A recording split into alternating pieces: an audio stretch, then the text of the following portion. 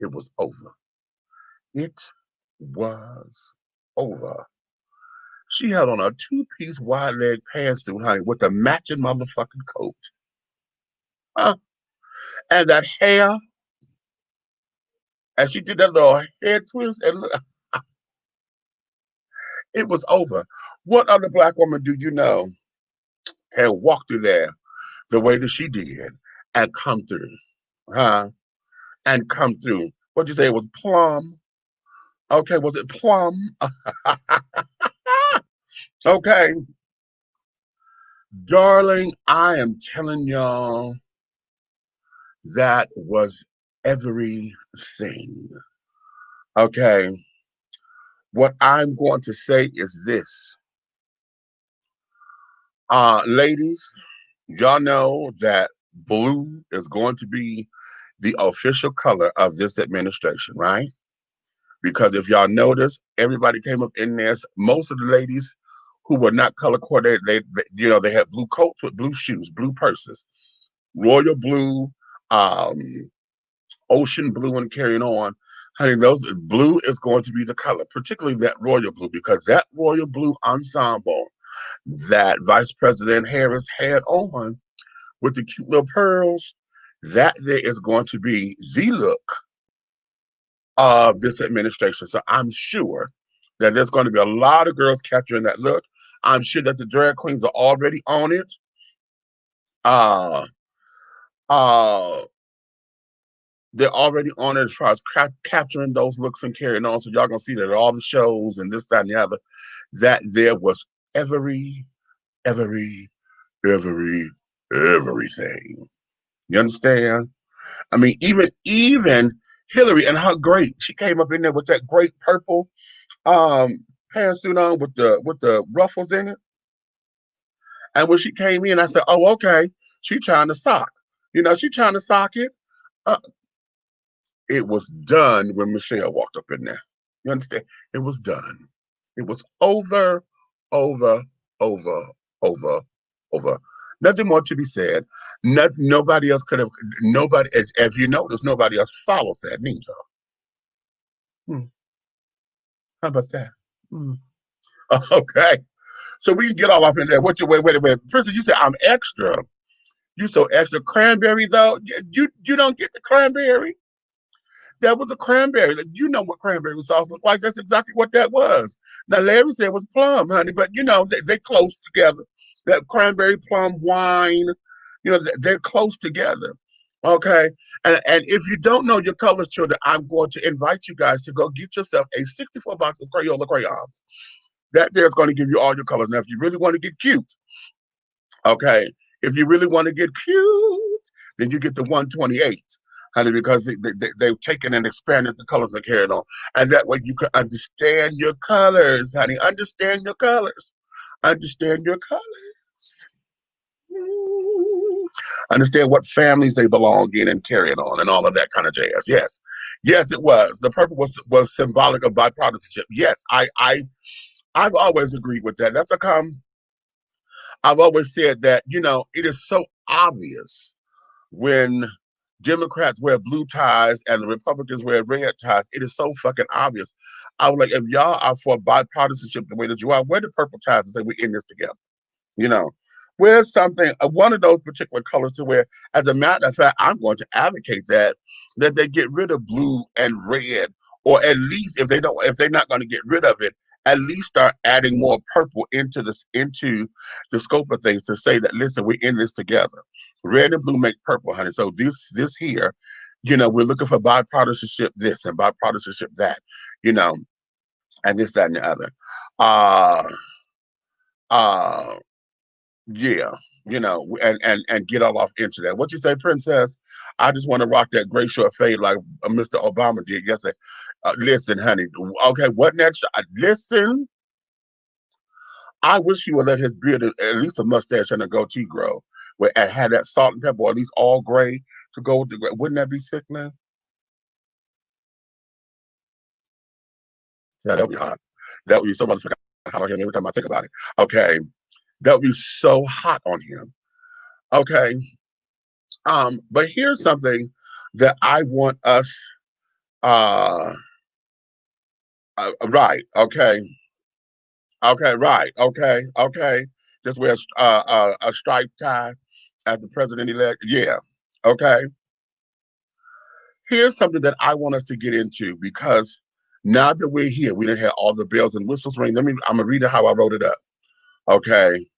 Because I want to make sure that we get some sense of focus on this because we've talked about it in many different ways. But I'm like, okay, the bells and whistles have been sounding for the last 24 hours, and we've been in celebratory mode. But now it's time to get to work. So here are the questions. What are you expecting from this administration? Okay. What are you expecting from this administration? What would you like to see? What are you hoping for? Okay. And don't be an ass and say for them to get up out of office. That's not gonna happen for 4 years. Okay. We got them for 4 years. So having them for 4 years right now, honey, let's listen, and we had to put up with Agent Orange and carrying on. When he got in the office, I said, okay, fuck it. He here now. Now let's see what's going to happen. And what it is here's the thing with politics that I don't like. I do not like all of the commentary that goes on and all of the speculation that goes on, but yet no one gives decent answers or no one does the follow up. Okay. If you're going to bitch, moan, and complain about what's going on, do the follow up. How many of y'all write your congressman or write the people and say, listen, you need to do something. Okay. We need to this because see what happened a couple of weeks ago. We need not ever, ever, ever get to that point again where people feel that it is okay to bum rush the Capitol to try to stop a vote, to try to stop things from progressing, from trying to stop this, that, and the other. We need not ever get to that point again. Now, let me say this to be a little this way. Okay. I'm being a little this way because I want to be able to say I'm being fair. Even though y'all heard my commentary before when I said that I believe that any and everybody who challenges our government because you are disapproving, you do not like, you are it, you object to, you have harsh feelings about, anytime that you are wanting to express yourself against the government and you come in carrying a Confederate flag, you are an enemy of this country. You understand me? Anytime you express yourself as saying that you do anything against the country and you carry a Confederate flag, you are an enemy of this country. Point blank, period. I don't want to hear about that's my heritage because we're not talking about your motherfucking heritage. What we're talking about is you are disapproving of something. You are disapproving of the way the government is running and carrying on, and that's fine. You can voice that. But anytime you come carrying Confederate flags, anytime you come carrying swastikas and the liking, all in the name of saying that you are in contempt or in contempt of this government, then honey, you are an enemy of this country. Now, having said that very plainly and fervently, here is what I want to say to be fair. The uprising that they did is, we know, as a direct result of Agent Orange giving them command. But at the same time, it is them wanting to express their anger and discontent and carrying on. And we should never, ever, ever allow our voices to be uh, uh, um, quenched or squandered or whatever, and we are not able to let our people know how we feel, and it gets to that point where we feel mutiny is the only option. You understand me? Because in that, then that means all bets are off.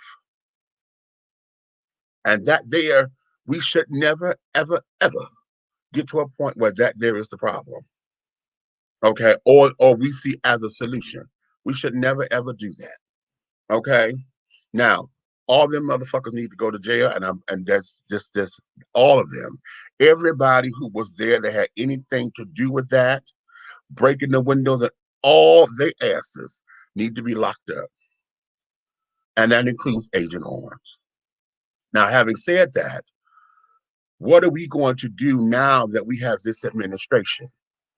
And I'm coming to y'all like that because many of y'all during the campaign and carrying on, y'all wanted to hold Biden and Harris to the fire about their the crime bill, Harris's thing, and what she did for this, that, and the other.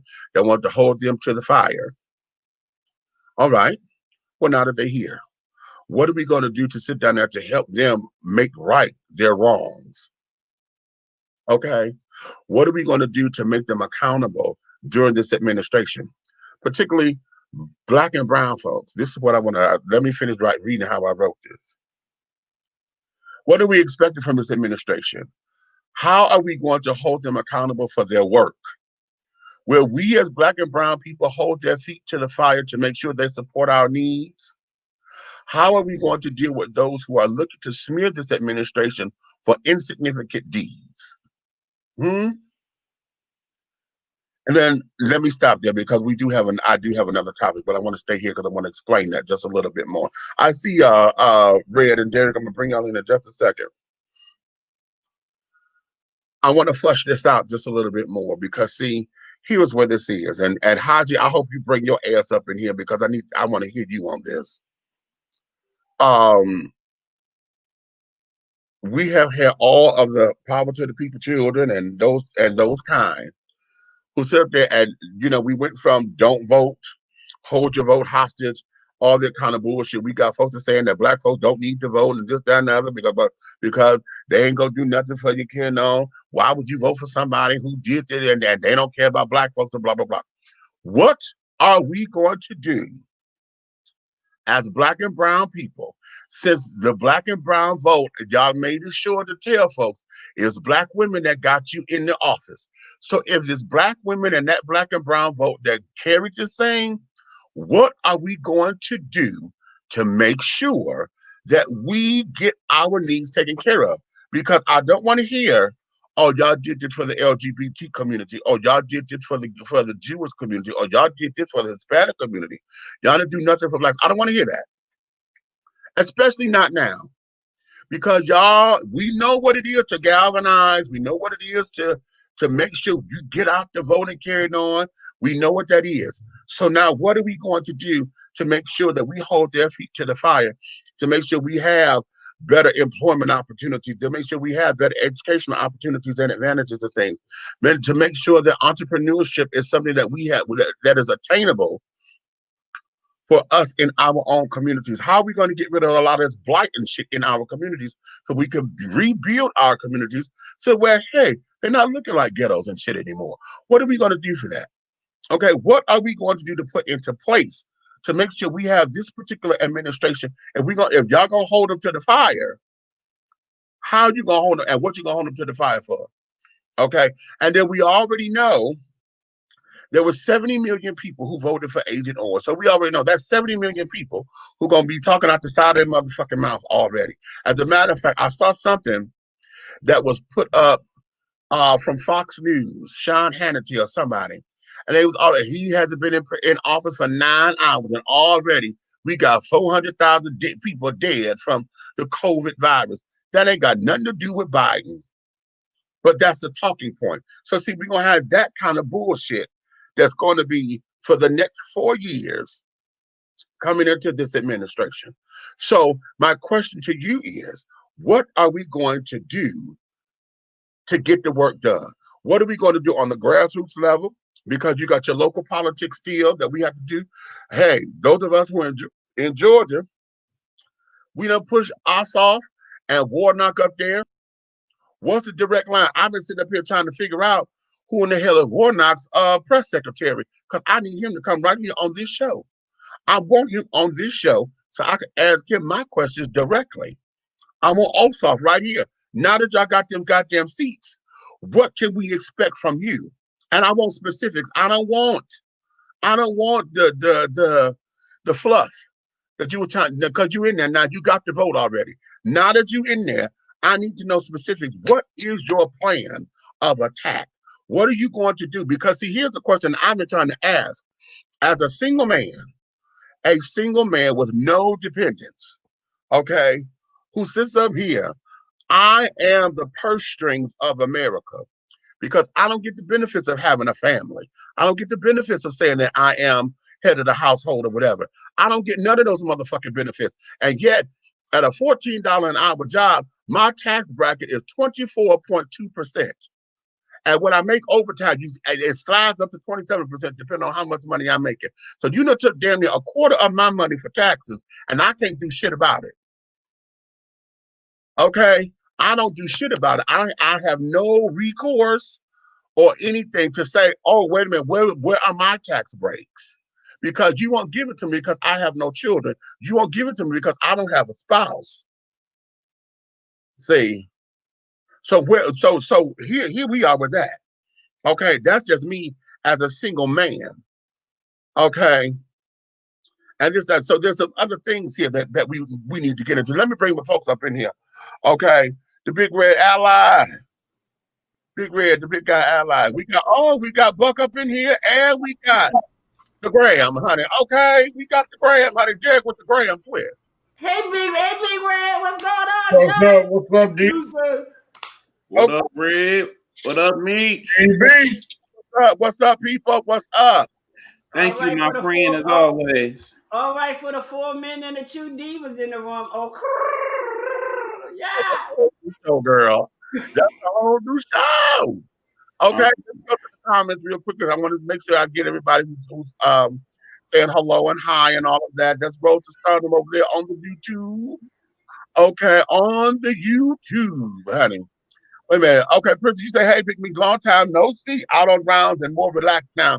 Finally got a chance to catch you live for the first time in a week or so. Oh, okay. Come on up in here, girl. Come on, girl. Okay. Okay, when they power stroll, they their way through the mother Smurfer. Okay. Man, Because you walk up in that boy. You see that little scratty hair, like, look at me and my queen. Y'all better recognize. Listen, that was everything. That was everything. Okay. Yeah, that great short fade, honey. Hey, baby. Hey, what you doing up in here? Okay. I was glad to see. He had the striped shirt. Okay. I'm here. Right. You had to finish a quick dinner. Okay. I did get some hot mama vibes from Vice President Harris, though. No lie. Well, honey, because she is. Because she is. Honestly, I'm hoping for a slow news day. How about that? I totally agree. I'm definitely trying to purge and or reduce my media consumption. You better speak on these trash people, enemies of this country indeed. Yes, they are. You cannot call them anything but, because listen, even if you want to claim that you're not an enemy of this country, every time you go flagging or waving the swastika or that goddamn Confederate flag, you know exactly what the fuck you're doing. Because even you could say you are an enemy of this state, but you know those symbols were used in the means to annihilate and assassinate and destroy people and a certain group of people. You already know that because you say this is your motherfucking history. So anytime you go waving that shit as a means to resist and to come against the government or whatever, you are an enemy. You ain't waving the American flag talking about how proud you are as an American. You waving the motherfucking Confederate flag, saying that this is my country. That means, motherfucker, the Confederacy lost. Your country died, bitch. What are you talking about? Bitch, they lost. So what? So you waving this motherfucking flag, okay? And carrying on in the name of what? The South, the what? Because see, now you have just opened up that floodgate to all of that hate and vitriol and lies and deceit and deception and corruption. You've done that. And if you've done that, then that makes you an enemy. That don't make you no peace rider or no freedom fighter. You are a fucking enemy. And you need to be dealt with like we deal with enemies. How about that? But then you try to do it in the name of Jesus. But what I tell you, honey, you're not Jesus. You can't raise the dead. That situation is dead, period. How about that? Okay, wait a minute. I still think the media needs to be held accountable for its role in the last 4 years of chaos. Now, here's the question. You got to go there. How do we do that? Because the media itself, being what it is. See, we have programs like ours, and all of us in here who have our own individual shows or whatever, because the platforms that have allowed us to have a voice. You know, technology has allowed us to have a bigger voice than what we had.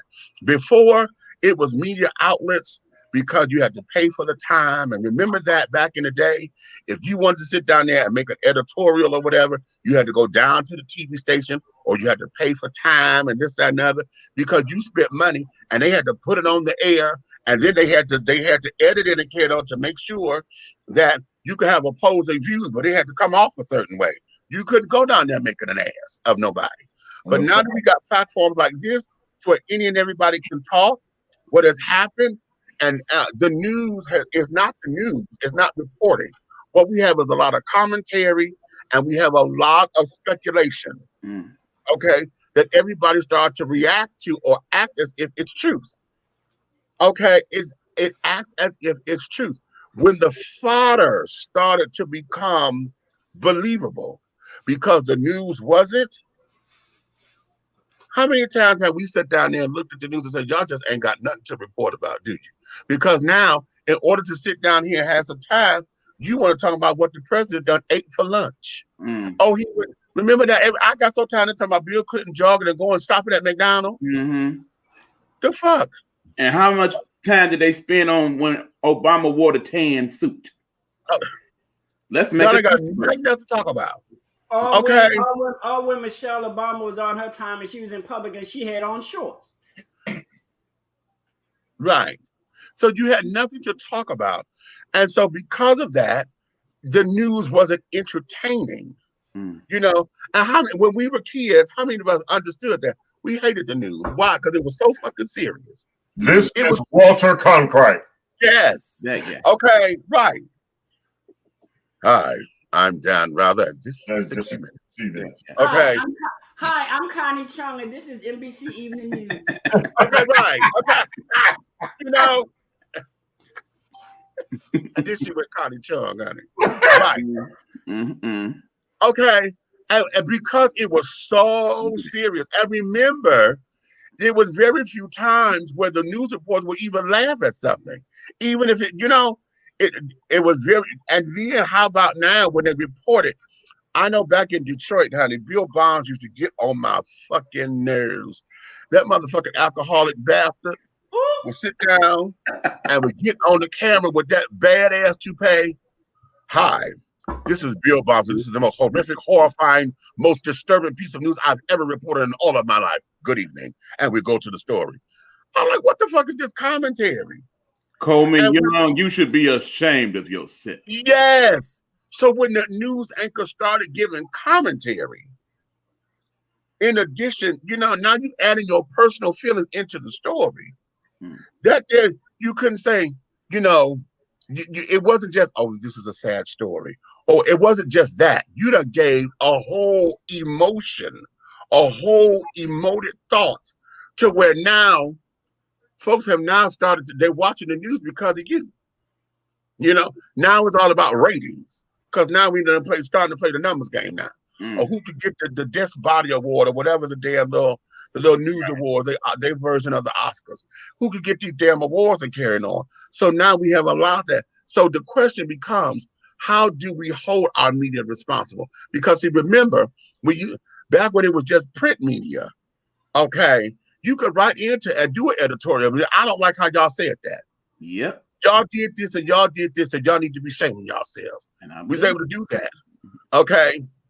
Now we don't have, or we could still do it, but now it's not respected anymore. Right. So how do you hold the media responsible? You know, and that there is going down there to them damn stations. But no, knock on the door. Talk to the general manager. How dare you report this?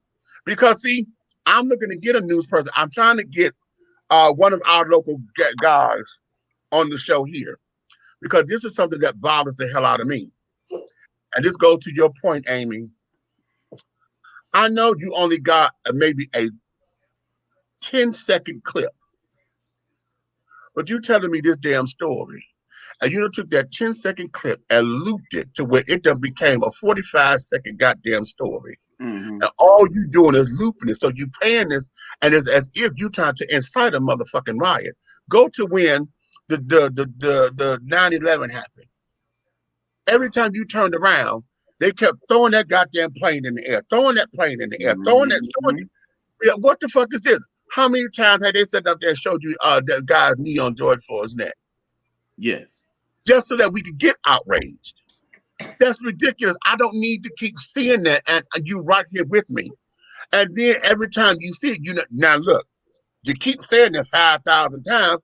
How many times were we watching the damn inauguration yesterday, and they kept saying, "Oh, 2 weeks ago when the insurrection happened. Oh, we're right out here when the insurrection happened 2 weeks ago. Oh my God. Oh, this is just such a contrast to the insurrection 2 weeks ago." They said that the entire time that we were out there watching the goddamn inauguration.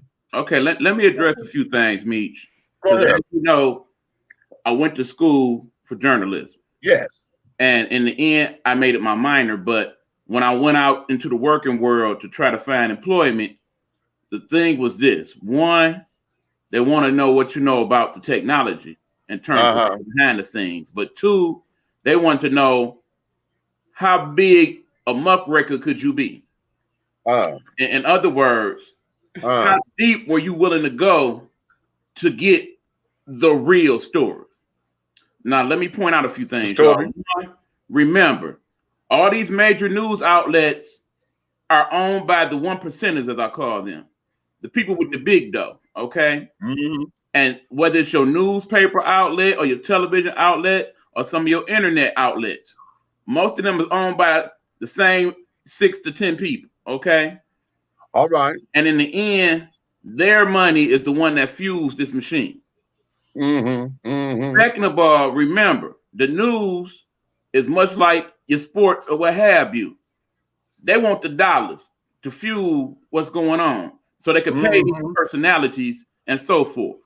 So, yeah, they'll throw in that occasional feel-good story and that little sprinkling of okay. You know, like for the damn Today Show, they spent a good 10, 15 minutes on a young lady who gave the poem brilliantly, I must say. But for the most part, the story was executive orders. He's changing everything. Look at this here. What's your thoughts? I think it's this. I think it's that. And then, of course, keep in mind, for some of us, CNN is our go-to place. But then think about why it's our go-to place. I can start even in the early morning with the new day with those two particular people that run the New Day show. Before they tell you AM news, today it's like, well, isn't this a great change in America today? That's how they start out today's newscast, okay? Okay. Their own commentary. Right. When you're doing the interviews with people, isn't it refreshing that we don't have to deal with this and this? They asking Secretary this and press secretary that. Was that really necessary to throw in the story? My point is, when the people that report the news start to make the news and become part of the story, that part, when Don Lemon kind of oversteps his boundaries and makes sure. I'm gonna say this for the record. Go there. Okay. Go there. I'm gonna say this for the record. For the record, people, Don Lemon is one of the alphabet children. But Don Lemon, no, he got an ass whooping coming from me verbally because I can't tell. That motherfucker there and me need to have a nice discussion. Okay, in love. But I'm still gonna wear that ass out. Go ahead. Understood. But that being said, like I said, for the Don Lemons and the Chris Cuomo's and the so have yous of the world, just like for the Hannity on Fox and the 5 at 5 on the Fox News channel. Them clowns.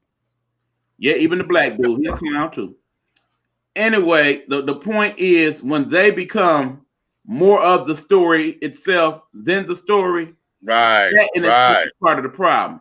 Another thing is you got to remember these news outlets, they're looking for the sensational story, the big boom moment. Because in the end, you know, these press conferences, if you watch them live, they go on for hours sometimes. Talk about a wide range of stuff.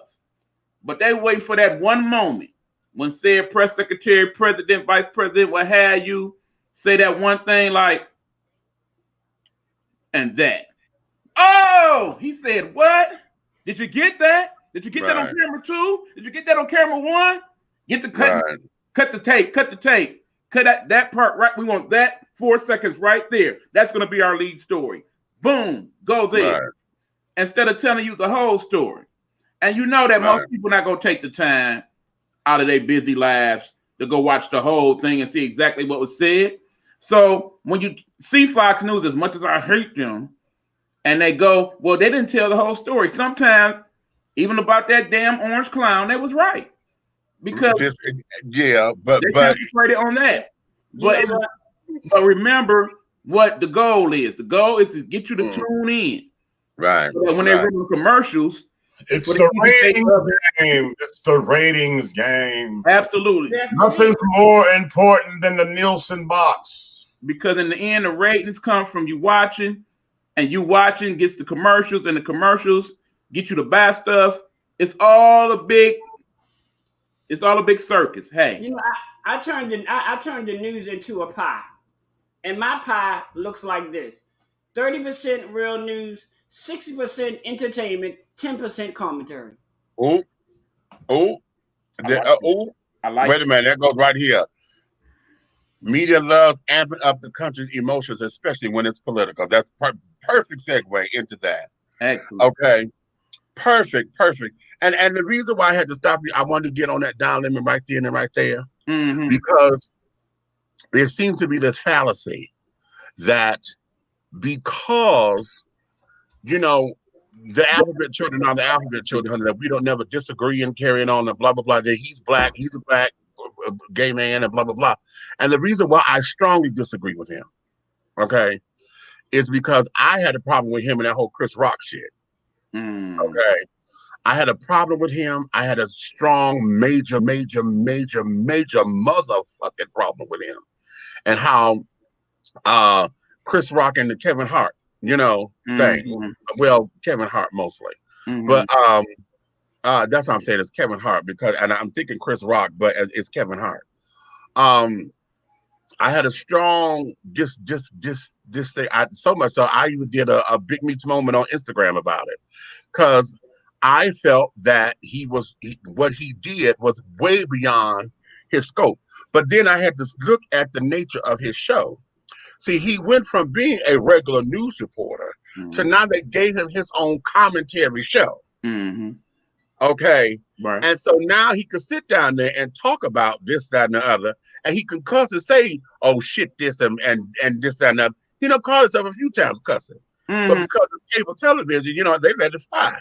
Okay. And he wasn't quoting about the shithole countries. He was talking about something else. Okay. So with that being said, I had an issue with him, and I have a strong issue with him. And I'm still on record, because the day he and I meet face to face, honey, he got an ass for coming verbally from me, because I need to understand something from him. Why is it that he feel he had to take that particular route in order to make it necessary? Because, and that now, if I'm gonna be very, very transparent. Go ahead, be transparent, honey. I'm gonna be very transparent. Part of the things that I feel that his commentation does is that it gives him this black white boy syndrome, because he said a lot of shit that we hear white folks saying, but because it's coming from a black man's mouth, it's supposed to be acceptable. Right. Okay. And then from a black gay perspective, you talking that same shit that our white LGBT children are pushing as far as the narrative is concerned. And then because it came from a black mouth, then the rest of us got to sit down there and come up under that umbrella, because we're trying to defeat and deflect bullshit. And when we call it out as bullshit, it's coming from your mouth and saying, oh, but here's where this is. And so now, not only do I got to defend you and your motherfucking shit, because you one of us, now I can sit down here and figure out what the hell it is that you're saying, because you done threw a monkey wrench in the goddamn in the cards. See, it's like that part where you go somewhere and the one person in the crew end up showing out and getting a fight.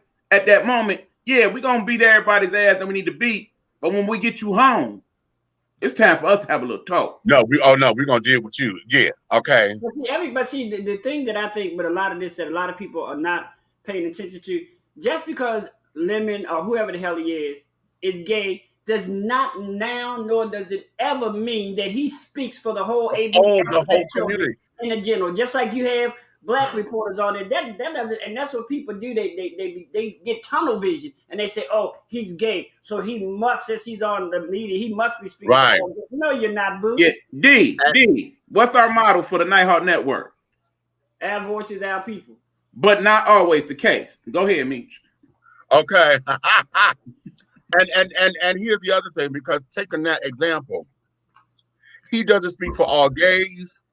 Hannity and them don't speak for all Republicans and all conservatives. Right. You know, Cuomo don't speak for all liberals and this, that, and the other. Anderson Cooper don't speak for all white gay men.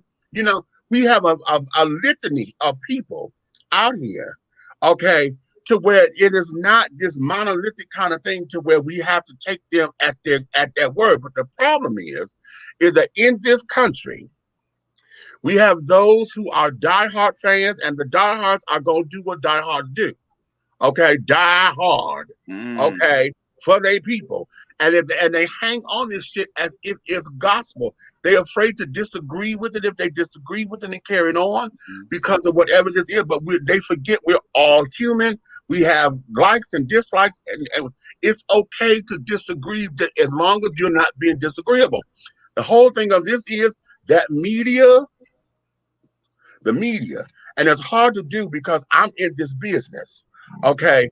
As a pop culture commentator and things of that nature, I'm in this business as an entertainer.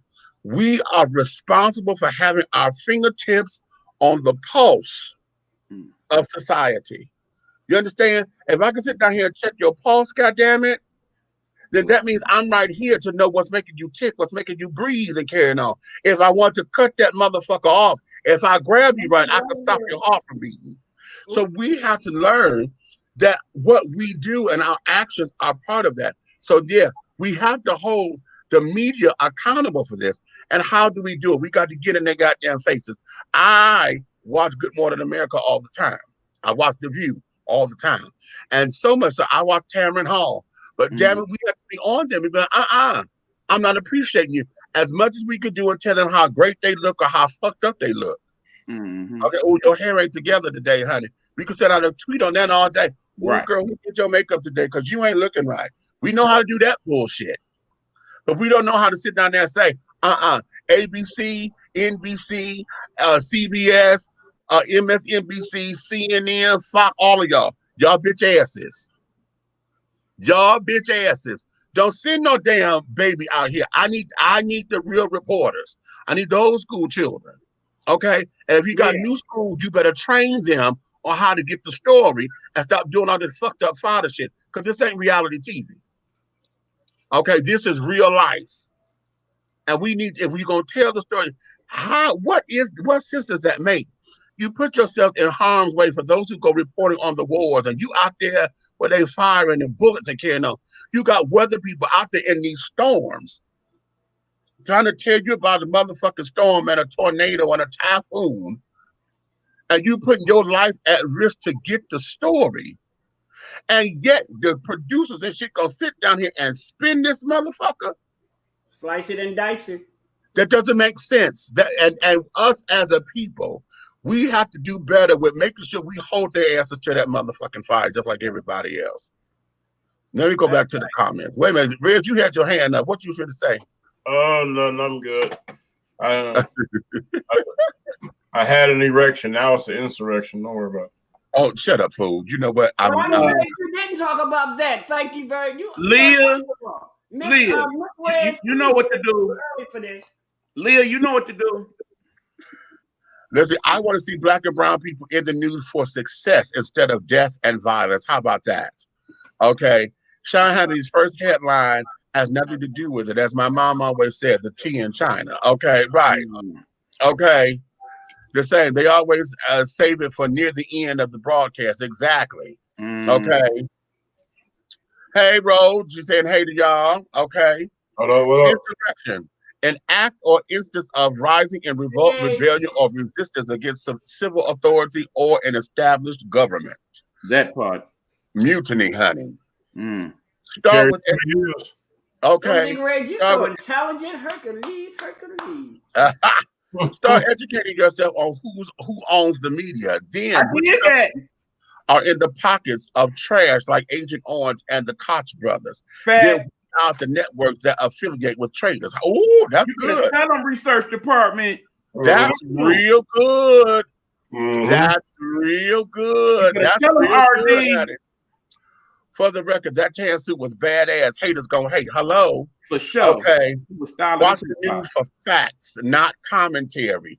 Exactly. That's why you got the bloggers and carrying on. See, all that commentation shit, which is why shows like Meet the Press and all of that, those specific news programs are our commentary shows, okay? But they've always been serious shows, you know? But then when you start breaking in shows like The View, The Talk, you know, and all this kind of stuff, though they're entertaining, it becomes more now we said that they want to see who Whoopi gonna call, you know, Whoopi Goldberg is the moderator of The View, but we know she's probably the one that's more level-headed. Okay. So now we look at to see who she's in there because a lot of folks agree with her. So now because you agree with her, you think she's talking facts all the time. For example, speaking of The View, it's the reason why Meghan McCain is on The View. Right. For those of us who watch, we know Meghan get on our damn nerves, but they want that. They want the smoke. The smoke brings the ratings. The ratings brings the money. Boom. We have to address our own voyeuristic need to see the video of the incident. It's not necessary to watch a man die to report that a man died. You know what? Now that's real big right there. I'm gonna sit that up here for just a minute. Because see that there. See, we again going back to the idea that we are in a very reality TV show mode. Okay. I'm gonna take y'all all the way back to where I think it first got started, okay? And it really first got started with us wanting salacious television when Morton Downey Jr. had his talk show. Because what he did was got him in for shut up, zip it. Don't nobody want to hear you fucking, we're gonna go to commercial. Go to commercial. We're not gonna listen to him anymore. Right. We had that. Then all of a sudden you started bringing folks on these talk shows to fight on Geraldo when Geraldo had his nose broken. Yes. Okay. Because you put black folks and KKK folks on the same stage at the same time. And did not think that it was going to get heat. It was going to go down on national TV. Right. Okay. And they got to throwing chairs. He got his nose broke. Yeah, Geraldo got his shit. Okay. And that there was the start of what we know television to be now. Right. Because Jerry Springer used to be a real credible television show. True. Yeah, he did. When he first got started, he was a very credible talk show. Right. Okay. But as soon as he touched on some type of urban life and that shit popped off on stage, and he looked within this, it's in his book. When he looked and seen that in 24 hours he had the ratings of a 6-month run. Right. 24 hours. He's like, oh, fuck that. We going this way. We're going this way. To mention that the advertising was like, how much you want me to pay? How much you want me to pay? Yeah. What? Right. Right. And then his whole format became. Y'all remember how they replayed the Rodney King incident? Oh my God. I got so tired of that. They played Rodney more than Reginald did. I mean, they even replayed when right. they went out there and bashed the white guy. See, But see, you know what, Mitch? You know this, like myself. You know, I've been on the Judge Mathis show. I spoke to you about that before. Yeah. Okay. They played my shit 53 times because I clowned that girl so bad, the ratings was ignorant. I clowned her so bad that, like, you watch Judge Mathis, normally they be back there, they don't say nothing in the crowd. But I clowned her so bad, the people sitting in the audience was laughing. So guess what? Play it. It wasn't about the case and what she thought she was trying to sue me for. It just didn't work out for her. I was one of the first black men to be taken on there as a defendant and drag the plaintiff's ass. Okay. Red, go for the woman. Red, send the receipts, bro. Yeah. You know. Okay. Don Lemon, speaking of trash. Cuomo will retire Republicans from his vocabulary now. Okay. Okay. You know, hey, Lola. Hey, Lola.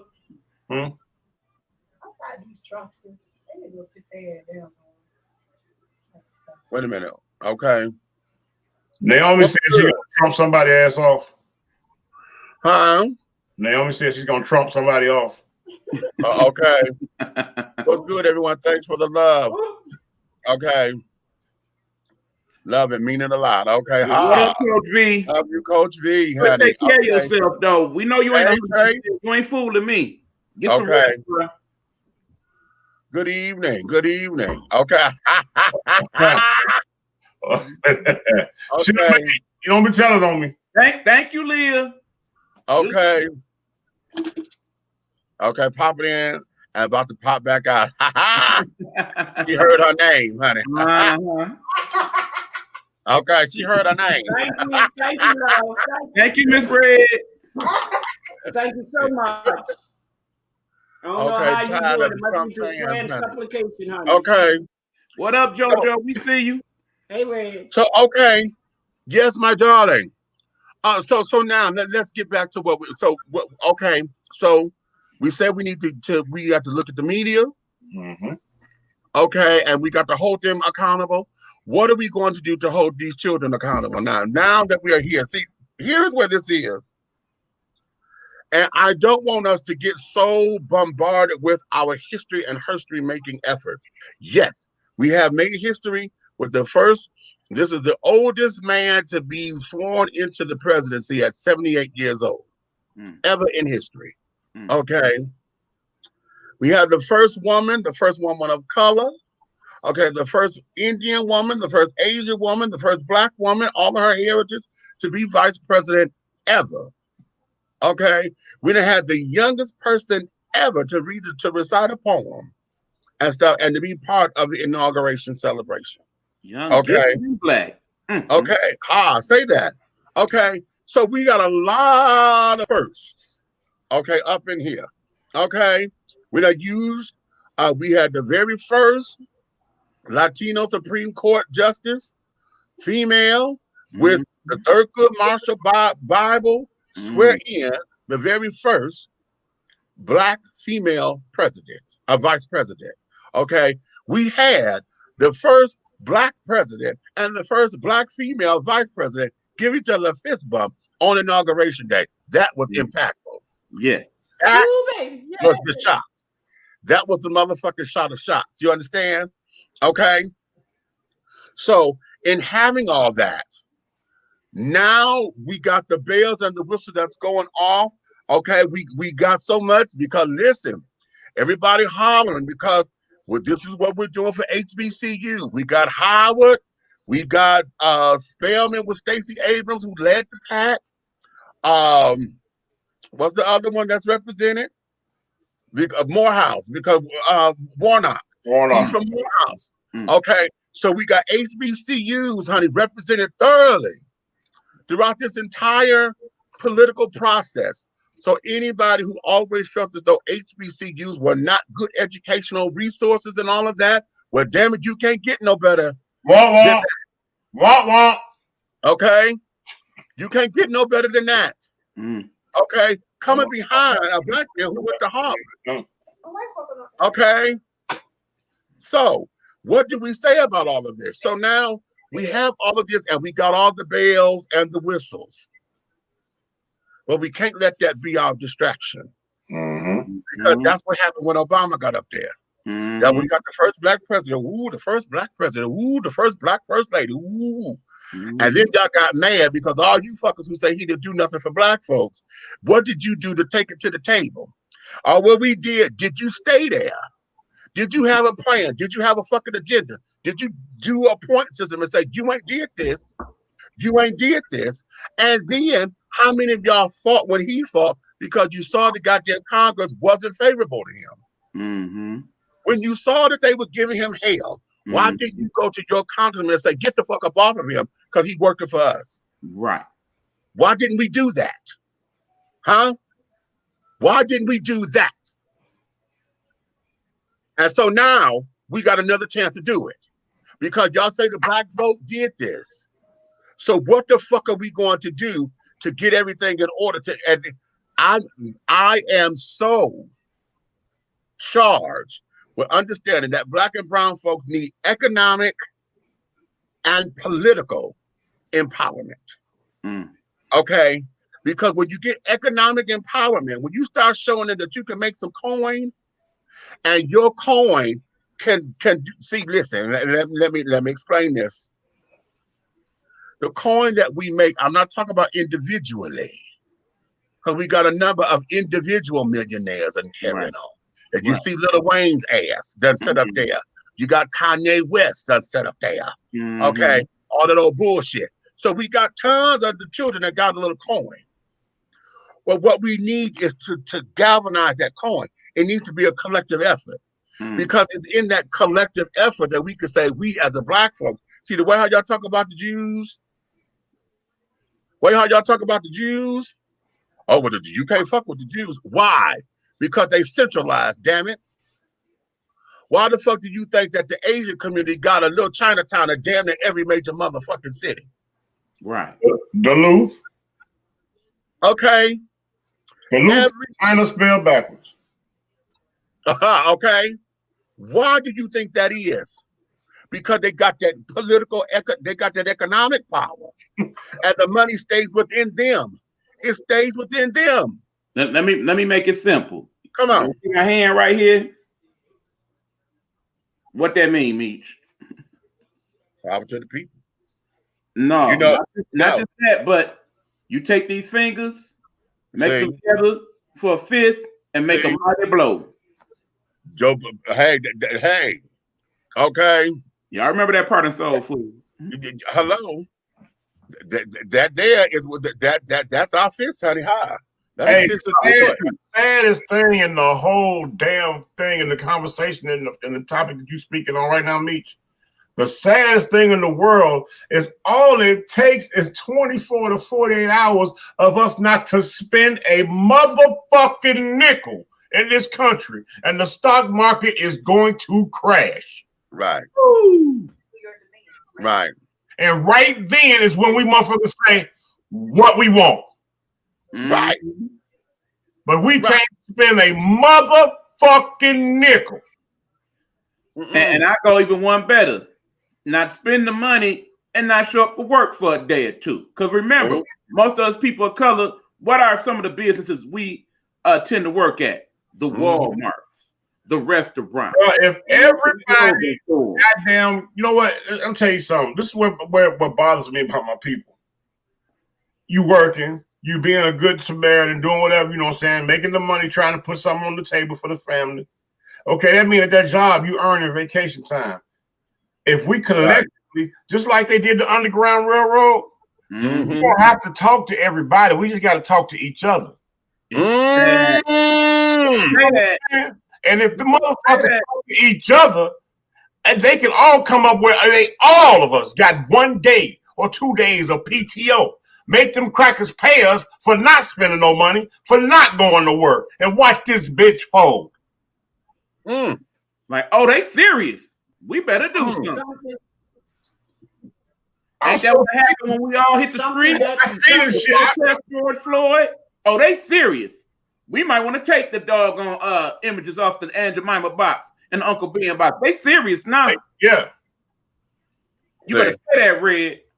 Shit, man. I'm sitting and looking at this shit, and it pisses me the fuck off because we are the most powerful race on this motherfucking goddamn piece of dirt, and motherfuckers can't even see it for worrying about what the next black man got.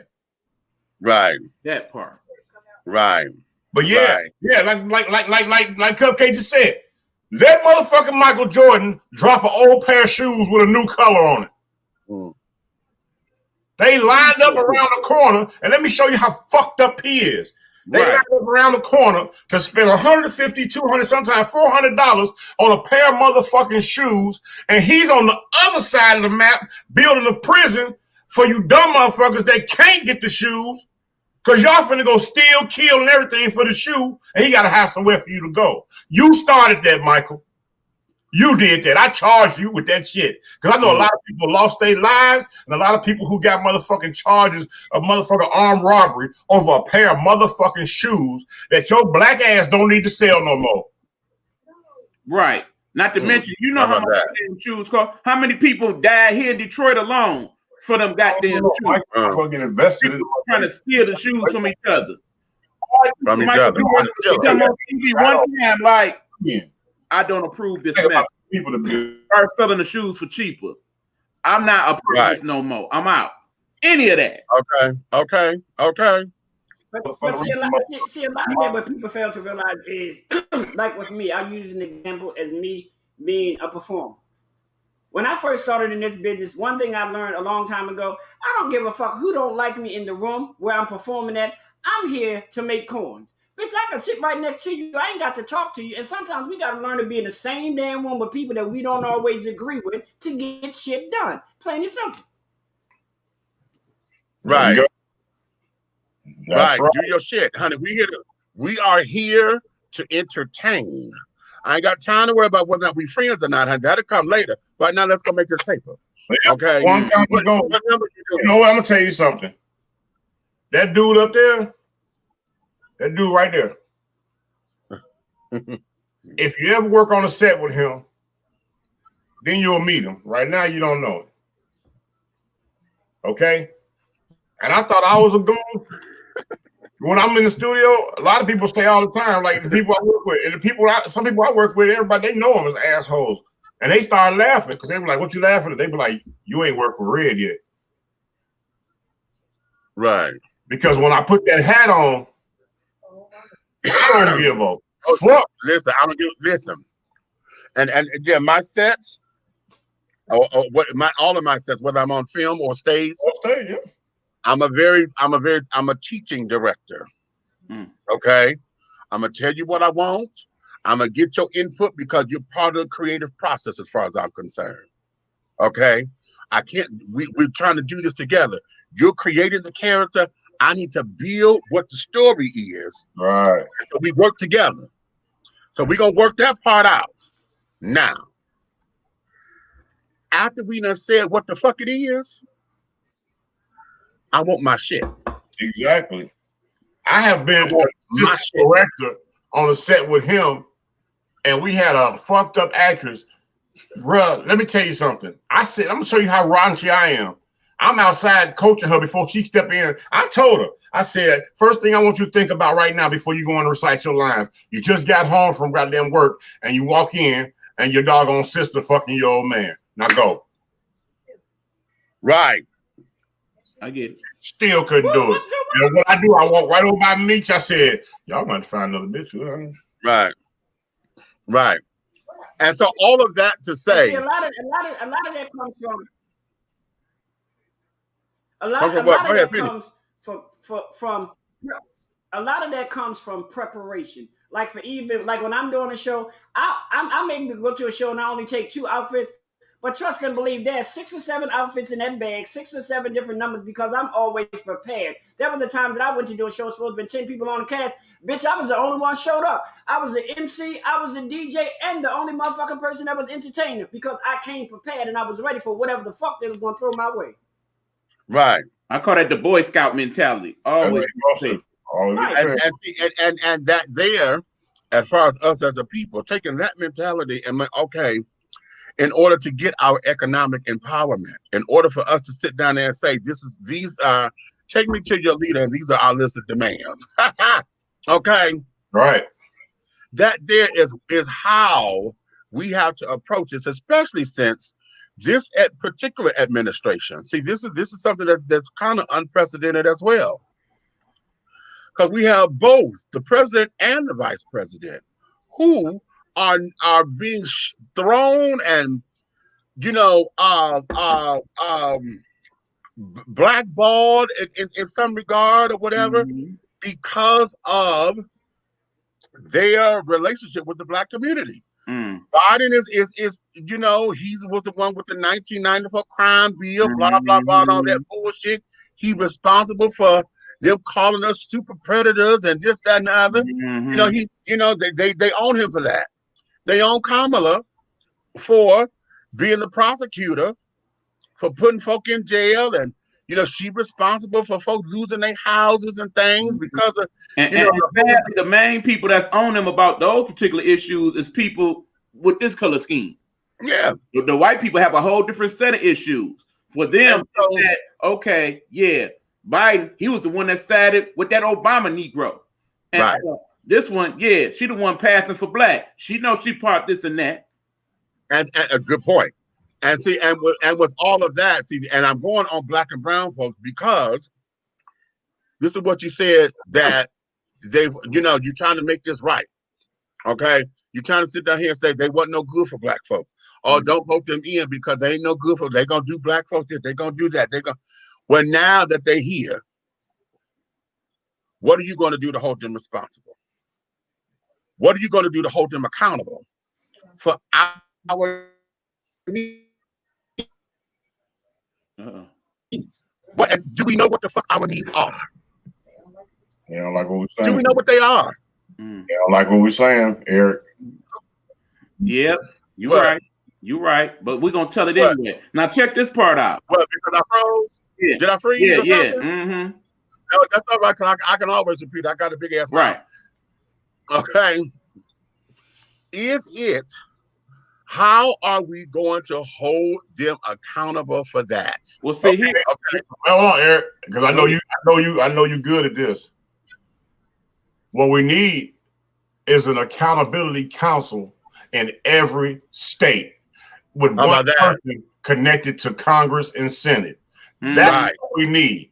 Right. And see, here's part of what you do, because one thing I did like about Klein, he pointed out certain things. In other words, he knew what his enemies was. Right.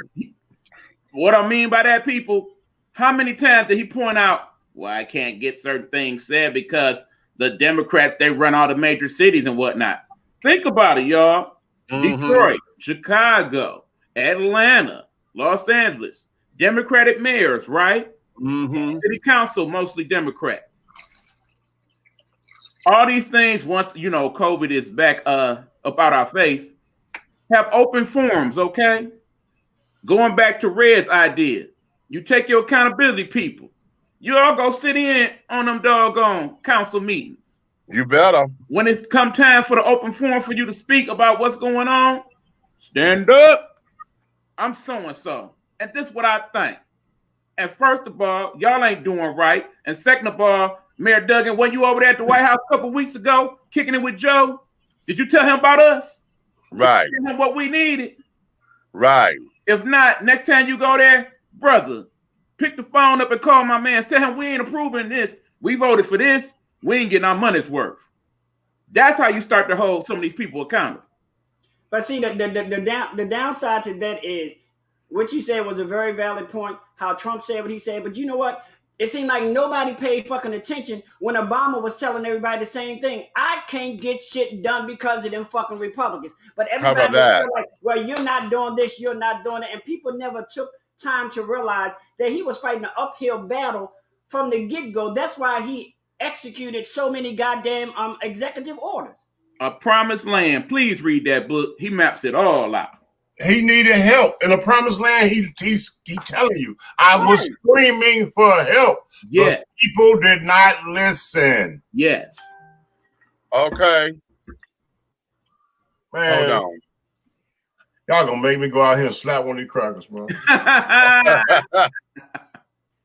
But see, I need for us to slap. No, not just them, but I need for us to Don't slap do the shit that. out of some of these damn black folks too. Big Yeah, Red, some I love folks you to need to life. snap Don't do too. that.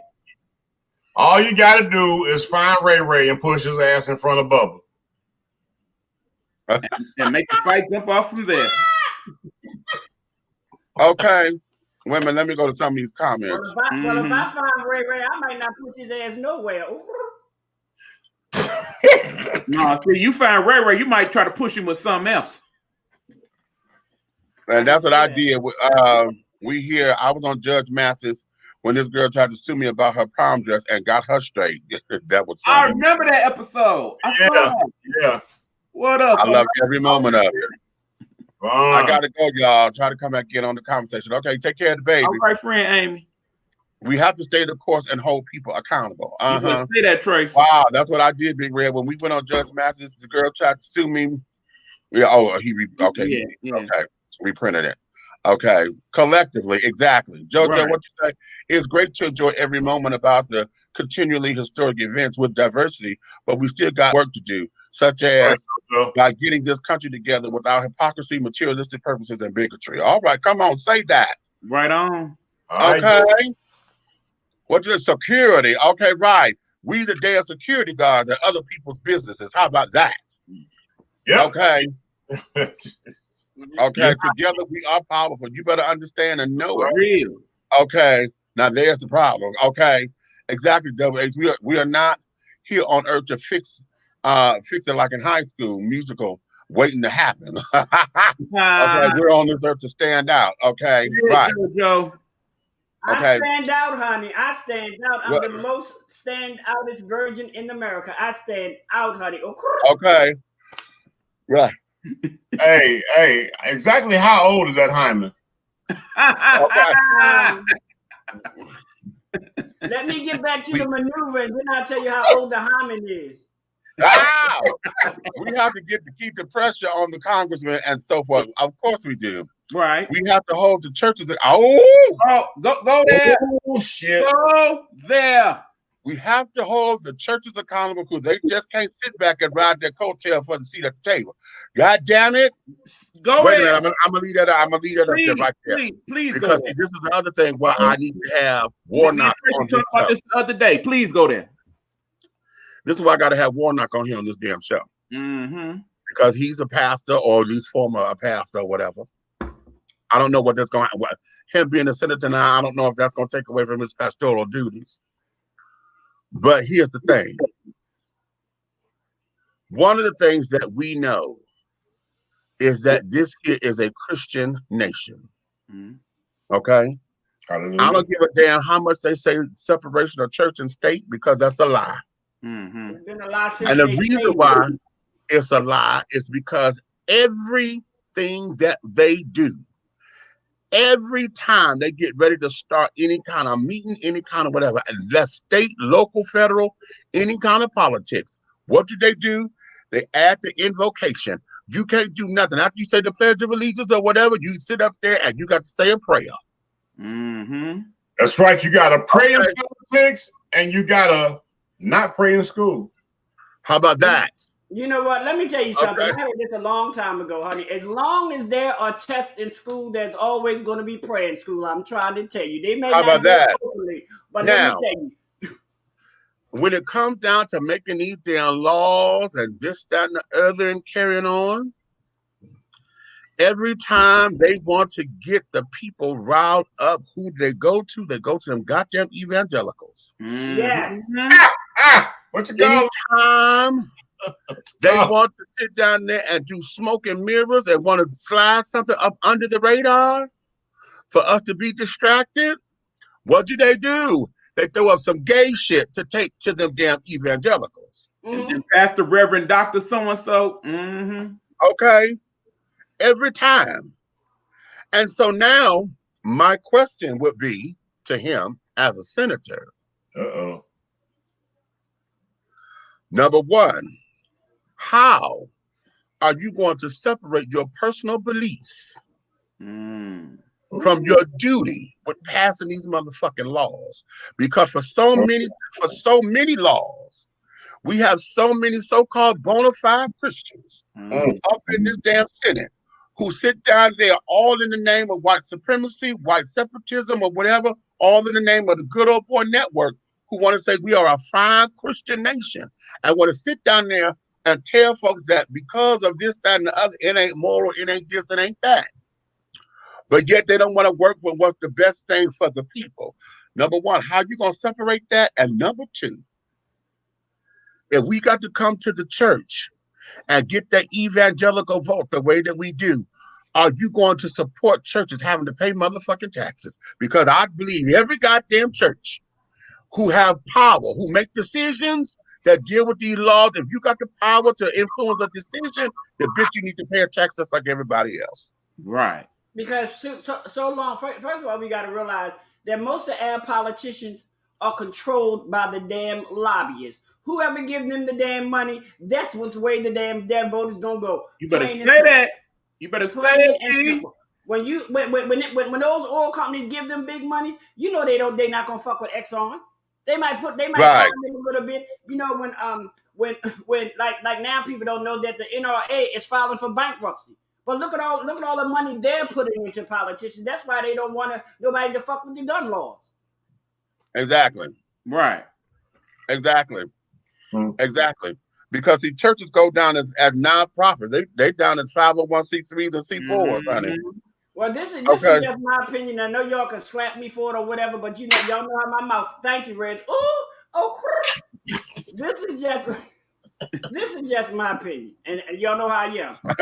If the church was really about their job, check this out. There will be no need for social services. Period. I'm gonna leave. Well, you're not ran me off because I can't fuck with that.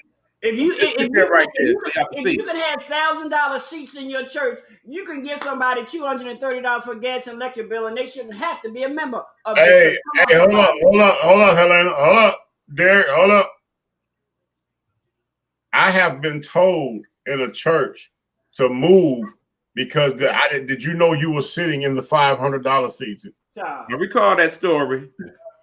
That right there. Creflo Cook. Bruh. Right. Where is Nikki? Where is Nikki? That's where I get that from, Reg. This is the cue. Nikki, where are you? Every time I think about that, I'm like, yo. You know this your part right here, Nikki. And you know what? And the sad thing about that is one thing we forget. Like me said, we need to hold the damn church accountable for what they do too. I'm sorry, you're taxing. Well, hold up. Let's speak some real truth on the churches now. Did you know politically the churches take pay to not doggone respond or correspond with politics on either side of the fence? Supposedly.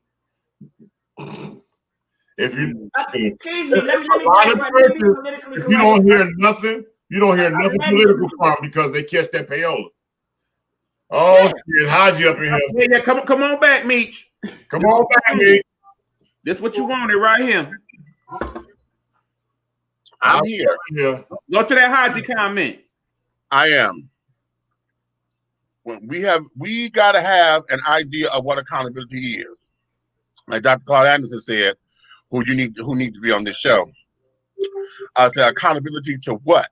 We got to be comfortable to disagree without being gladiators about. We waste so much time and energy burning our wheels trying to get popular poll with common people instead of politicians. But common people are the people who put the politicians in office. But here's where it is. Hold on. Here's where it is. Because see, Dr. Claus, he makes a valid point. But here's where I am with that. Let me come up here. I want y'all to see my face. Oh, there you go. Hey. Okay. We have to be accountable. You said to what? To the motherfucking system, honey. Who are we putting in place to sit down there to be advocates? See, are we talking about being lobbyists? Or are we talking about holding folks accountable? See, that's two different things.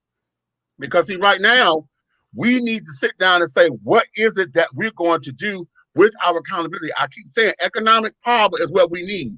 But in having that economic power, how are we positioned to say this is what we need to, this is who are going to be the spokespersons to carry on? Because we got to have a unified front somewhere. Right. Okay. And it can't be Jesse and Al and Farrakhan. It can't be them because we know, number one, they old, we don't want them out. Number two, they already know what the hell they're coming for, what they're going to say. We need to have fresh voices to carry on, and we need to be accountable to who? They need to be accountable to us. To us as Black and brown people. Now, the question is, being accountable to us, how? See, that's not just the what, but the how. The whole accountability coalition is what I was saying, the same thing. Right. You got us in the circle, but us that means something. I don't give a damn about Keep Hope Alive and Big Perm and all the rest of it. I'm talking about new heads, the new guys coming up out of doggone like these HBCUs that have studied politics, that have studied law. You know what I'm saying? These people that are going doing urban economics and all, and got master's degrees in this, in the communities they live. They need to go back into their communities and be a part of these accountability situations that doggone connect to the politicians in there. Your aldermen, your councilmen, all of them can get us to where we need to be. Exactly. That's the plug. And that there is where it is, because the connections are there. And which is, I like that. Because see, the local politicians are the ones that are the ticket to the federals. Fact. Okay, that's where it is. So if we sit down and get that together, but to Haji's point, as far as us bickering and fighting, because see, we get so bogged down and boggled down with the little minute little shit that mean nothing. Nothing. Absolutely mean nothing. I have been in meetings, goddamn it, and we have gone round robin. Because we were talking about a goddamn dollar. A dollar. Here? Un single I'm going to start there. $1 and 50 years. That was the conversation. Okay? We spent 4 motherfucking hours to talk about a goddamn dollar. To do what? End up back at the same point that we started off with 4.5 hours ago. And what did that accomplish? Nothing but folks in their motherfucking feelings, folks ready to cut, we done got hungry, you done got mad, your ass hurting because you're sitting the thing all damn day. We done did nothing. And that there is where talking to be right and not be heard. You understand? And that there is where a lot of this bullshit is. And then we give folks who got something, who act like they got something to say, but they end up taking 16 hours to say it because they don't know, you got to get the backstory. And then the backstory come with my mama said, and then my mama said, and then my dad said, and then, and I remember when I went to the store because I had on my blue jeans, I had on my new Jordans I had got with my stimulus check. So we got to get all that. Okay. And oftentimes when we get that, and so sometimes y'all will hear me say that because even here, when we have folks on the show here that were talking, it seems like they're talking in circles. Oftentimes, those are the folks who don't have hardly ever get an opportunity to be heard. So now they have the opportunity to be heard, and you can't cut them off mid-sentence, but let's get to the point. You got to let them be heard because now it's their moment. And so it's tedious and carrying on, but sometimes that's just, and then when you talk about public speaking, because it's not like they telling you the story and like sitting around the table. They telling this, they speaking before people. So, I get anxiety when they speak publicly. Other folks, they trying to make sure they say the right thing. So now the story got longer because they feel as though they got to tell everything. Okay, so we have all of that, and we get nowhere. Okay, because all that fodder takes up the time. Okay, so now we have got to learn how to have we got to have people, the people with the voices. Listen, honey, we got to shorten this because you can't get up there talking like that. Okay, because we ain't got enough time. You know, and then some folks are so direct to where they need to flush out what the fuck it is they saying. You know, fuck it, y'all need to sit down there and pay me my money and walk around. Pay you your money for what? What money? Okay, what money? Okay, so you know, so we have that. So the art of communication has got to be established. So that's why we had to take time to flush this shit out. But right now is the time for us to develop this. Okay, our next presidential election is in 4 years from now. Okay, what are we going to put in place now that's going to put us in a position to when it's time for us to vote for the president again, we already know what it is. Okay, we done got the particulars. We cross-reference and carrying on. We got the pros and the cons and this, that, and the other. Okay, what did you do for us? What didn't you do for us? Fuck it, we're gonna take that slate. No. Do we have anybody in place? Who do we have that should be a contender for the next election? You understand? Okay. All this shit should be now. We should be going in place. But hold on. I got to go one step further with that, Meech, because if we have not learned anything in these last 4 years, going back to my audio podcast about learning these lessons, remember, the president is only part of that equation. And maybe not even the most important part of it, for that matter. No. Not yet. 4 years from now, we pick a new president. Baby. But in 2 years, in 2 years, we pick some more Congress people. Okay, remember, the way it's set up in the Senate, they serve for 6 years, but every 2 years, the other senators that went up for election is up for election. And you know, every 2 years for the House of Representatives, period. So let's just say these 2 years, we only get like this much of what we want. And once we trace back who fought it was, we see, okay, Joe put it out there, but then when it went to Congress, y'all was like, nah, and I'm nah. And that lobbyist didn't give me enough money. And nah. At that point, that's when we need to be like, we put Joe in here for a reason. Y'all ain't helping Joe. We ain't about to pay this mess that we did when Obama was in office. We gonna fix it this time because we know how it really works. That's when you get out and get your vote on so that we can make that a necessary adjustment to get what we want. And see, the thing with that is, I think where we need to start is we all need to learn the election process from local to national. We have so many people that only vote for president. They don't vote for aldermen. They don't vote for city council members. They don't vote for their local mayor. They don't vote for their governors. And though, I mean, yes, I'm glad that you vote for the president, but we need you all the way up until you get to the top, not just vote for the top. Right. My brother. Child, listen, you need to know your dog catchers. Hold on. Did you see how they froze Derek? Yeah. As soon as they start teaching some real politics, because I know everything that Derek just said is not in the urban communities. The classes, the teachings, the knowledge of none of that is there. They don't tell you nothing. That's why when they have those council meetings in our urban areas of the United States, there's nobody there but the people who give in the meetings. You can walk in some of those meetings and you see nobody in the pews. Right. But have hundreds of seats, mind you. Right. When I say it's an open forum, people, it's an open forum. I definitely plan on being on some of them council meetings. Oh, darling. Behind the camera, I'm not just gonna be no internet gangster. I'm gonna How about that? Going to a city council meeting, especially in Detroit, because I've been to a couple of them, they are very entertaining. See, I'm finna go fuck you up. So I'm gonna take you all the way back to Irma Henderson when Irma Henderson was the council president. And carrying on. So I've been a couple times there. I've been presented an award from the city council for debate. We had coded. We got our certificates and stuff, and was awarded down there.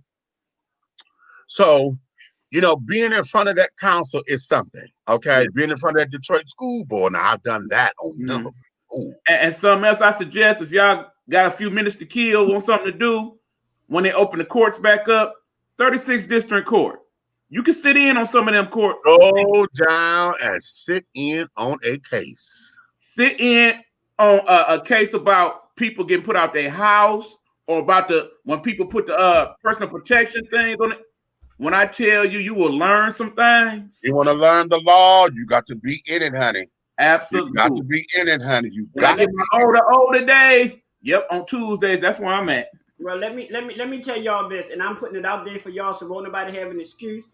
If anybody wants to learn some political, excuse my language, some political shit, come on my show Monday. My little brother's gonna be there, the political guru. He's gonna talk politics from local all the way to national. Yes, so Lord. Now nobody really have an excuse because he's gonna be there to educate you on this political process. Period.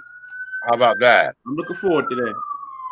Listen, we got to get with those so-called pastors too. They think they are holy, so holy and righteous, and some of them is just in it for the money, riding sharp cars and lavish homes. We can't get to go to them for help and pay our light and gas bill. And as a church musician, I'm barely making my coins to keep going. And that's because when they start doling out the money, they be like, we need a musician, but we're gonna pay the assistant pastor first before we pay the musician, or we're gonna pay the head of the deacons board first before we pay the musician. Period. But then you got to remember, sometimes these churches, they going for the entertainment value. That might actually be one of the more important people in the church. The music. How about that? Well, yeah, you know, most and you know, I say for most African American people, most of us, I ain't gonna lie, keep it real. Most of us join the church because if you got a good choir, honey, I'm sitting up in your church. Right. It's okay. Let me put this comment back up here. Common people is short for popular trend. Example. But trans people are the popular trend. The common people wanted to fight over the topic. But if a trans person had a cough, we wouldn't give them a cough drop. And see, this is why I like people like Naji to be in the comments. I'm gonna give that trans person a cough drop, and I'm gonna give them some elixir too. So it's not. That's not. I guess I'm not calling. Okay. Lingeries and all these damn separate funds for events at the church have outrageous financial contribution goals. $175 for Men's Day, $150 for Women's Day, et cetera, et cetera. Wow. I just paid for deals and got up. I got to come up with $150 for a Women's Day program. Wow. Exactly. But because see, that's your sacrifice. And see, keep in mind that's $150 for every woman and or man that goes to that church. That's because when we start getting on the real deal. Now is the right time. Now in 2021 to get back our legacy continually by working together as one. Okay. Okay, Israel, hi everybody. What's the topic? You done put this up in here 5 times, child, and I thought you would have caught it by now. Okay. You be nice to my child. You be nice. I'm gonna be nice, but you know I'm auntie, honey. Now auntie don't listen, honey. I know. The topic tonight. Okay. The topic tonight, honey. Do us a favor. Pop out the live. Go back to the Facebook page. Read. And no. I'm gonna get it because see, because part of what it is, darling, is that I'm telling y'all now that we have our new administration. What are we going to do to hold them accountable? Because the bells and whistles, honey, all this happiness and carrying on, that's cute. Ooh. We got the first female vice president. Ooh. First black woman vice. Ooh. She HBCU. Ooh. She AKA. Ooh. We got all that. Okay. Now it's time to do the work. All right. Ooh. Okay. So now we got to get this together. What we're saying, Israel, is the time for talk is done. What solutions you got? No, and time for partying because see, right now, what I don't want to happen this particular go round is what we did with Obama. Right. Okay. Because if I hear one bitch sit down here and talk about what they ain't doing for blacks this time, see, I'm gonna be ready to be fighting mad. Because see, before with Obama and carrying on, I was like, okay, well, give it some time if you don't like it, because right now y'all not paying attention. They tying his hands and blah blah blah blah blah. But that wasn't a good enough answer. Well, he did this for the LGBT. He did this for the Jews. I'm like, well, what did you do? Did we go to them? Well, we did, but he told us to not have no attitude. And did we go back? Because remember, we still got a black congressional caucus. Hello. Yes. Hey, hold on. This is for entertainment purposes, and I'm gonna tell you. Oh, What? Lord. No, I'm not. I know because this is the most ignorant shit, and what you just said made me think about it. And I should have saved it. I'm gonna scroll and keep. I'm trying to find this flyer, right? But the flyer said, "My state is blue. Stripper showdown."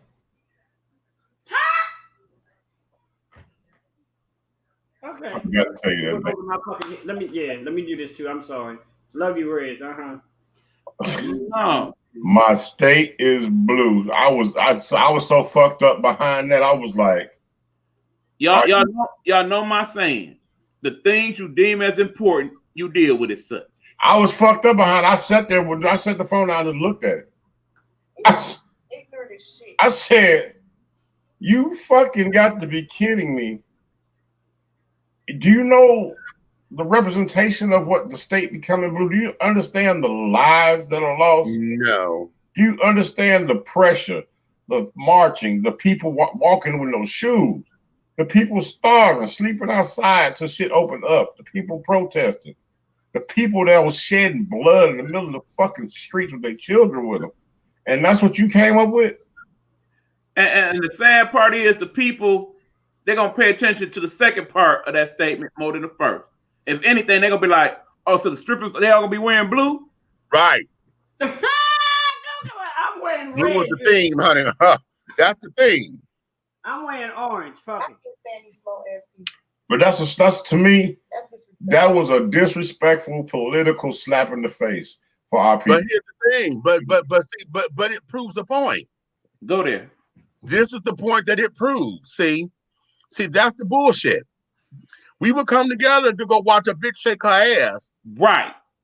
Okay. Yeah. And to make it rain and all that old bullshit. COVID Coochie 19. Right.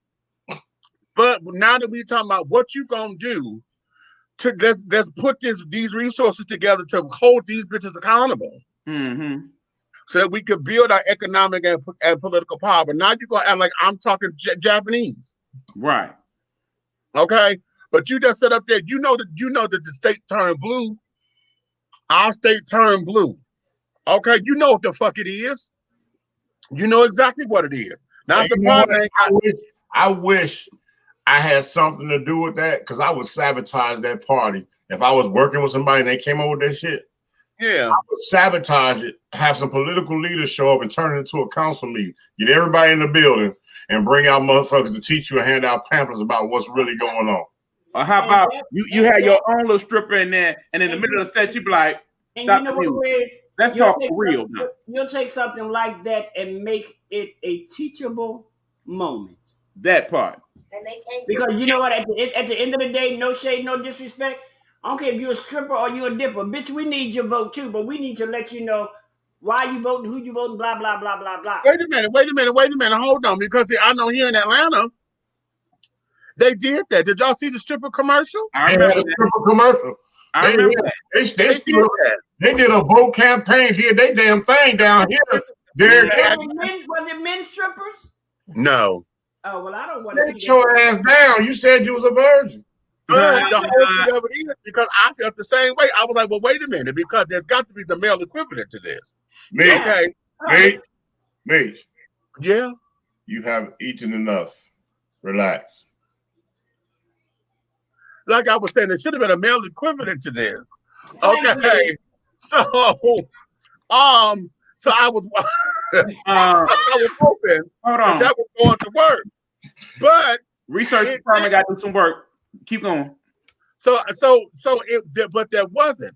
But the point was, we were doing the by any means necessary to get the people out to vote, right?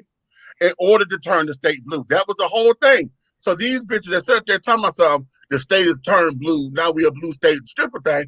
Y'all know what the fuck it was. Mm-hmm. And so now this is the shit. This is the and I want y'all to hear me. I want y'all to hear me.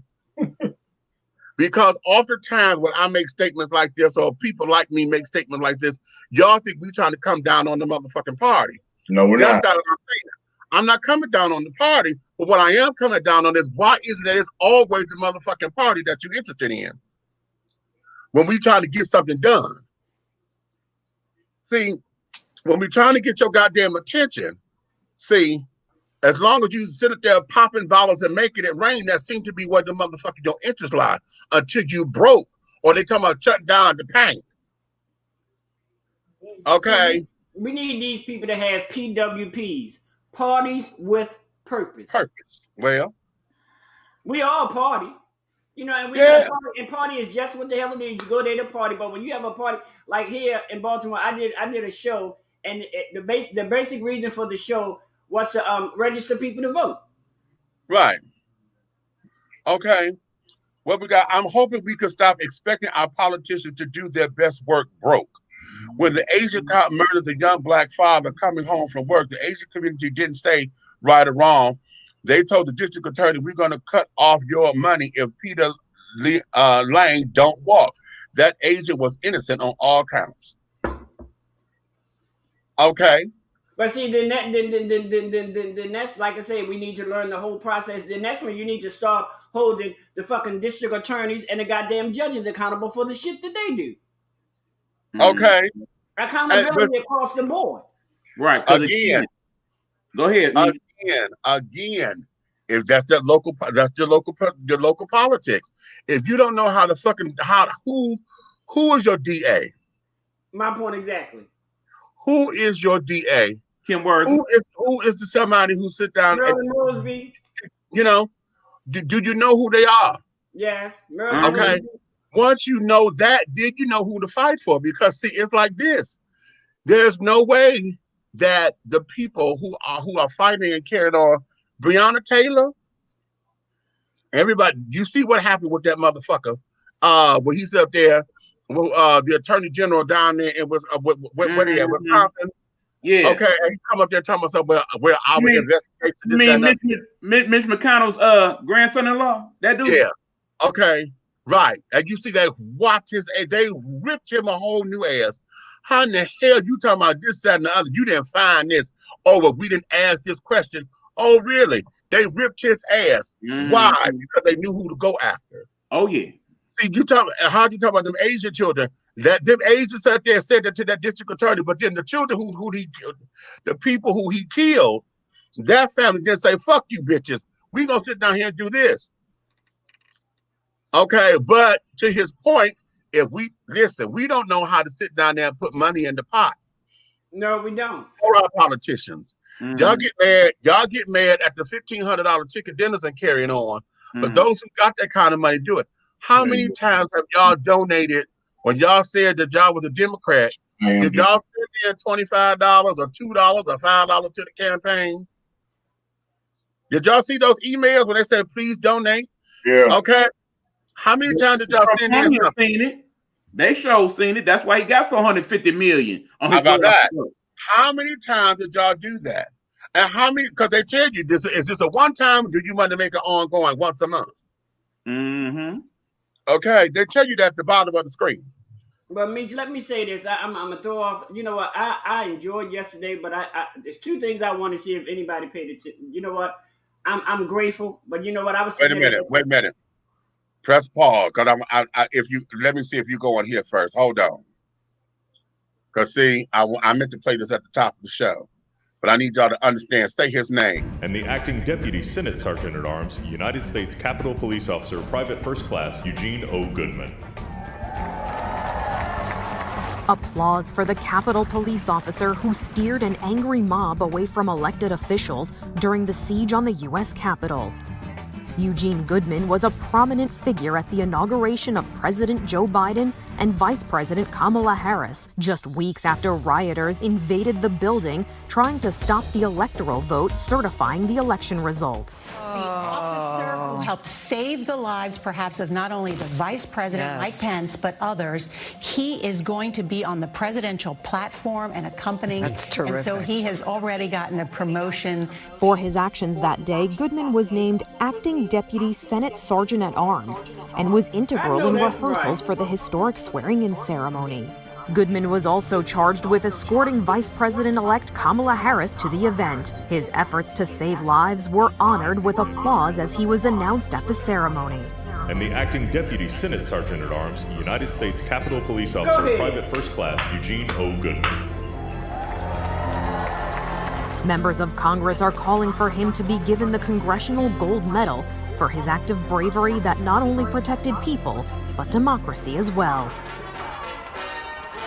For Inside Edition Digital, I'm Mara Montalbano.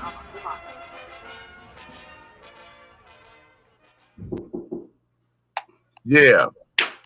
Say his name, honey, Eugene Goodman. Say his motherfucking name. And let's not forget, among some of the other abuses of power of the Orange Clown, some of the people that he gave the Presidential Medal of Freedom, the highest civilian honor you can get in the country. That brother right there needs that medal. Yes. And the reason why I want to make sure that we say his name is because this is twofold. Number one, this is a black man who put his life on the line without using his weapons, without bloodshed, put his life on the line and wielded off an angry white mob. Come on. Okay. To protect, and I'm going to say it, white folk in that building. And I know that's a big issue because I know some of the political people are going to flip out on that because they're like, well, but let me go one step even further. Not only that, it said that he was the one who protected Mike Pence from getting caught in the angry mob. That was almost 100 feet away from where he was. And he was the one who stepped in and allowed them to get off to where they need to get to. Right. Exactly. And a prime example of fake news. Did y'all see how many stories led with or wasn't telling the whole story? Security guard runs away from crowd. Right. Right. They never put in there he ran away for a purpose and he did it for a reason. Fake news. Oh, he ran away from the crowd. But why? No, he ran away from the crowd to keep them away from the goddamn people. From the people. Right. And then here's the other thing. I want to show that we have this thing against police officers and carrying on. Here we have one of the good ones who stood and did his job, trained properly, utilized the training, utilized common sense, utilized our extraordinaries to where there were no bloodshed, to where he wasn't getting hurt. Okay, to where he didn't have to hurt anybody. Okay. To where also Vice President Kamala requested him to escort her. I know that's right. I know that's right. It says she requested him to be a part of her security detail to escort her in there. Okay? So that means that through his actions and carrying on, he provided a place of safety and security. You understand?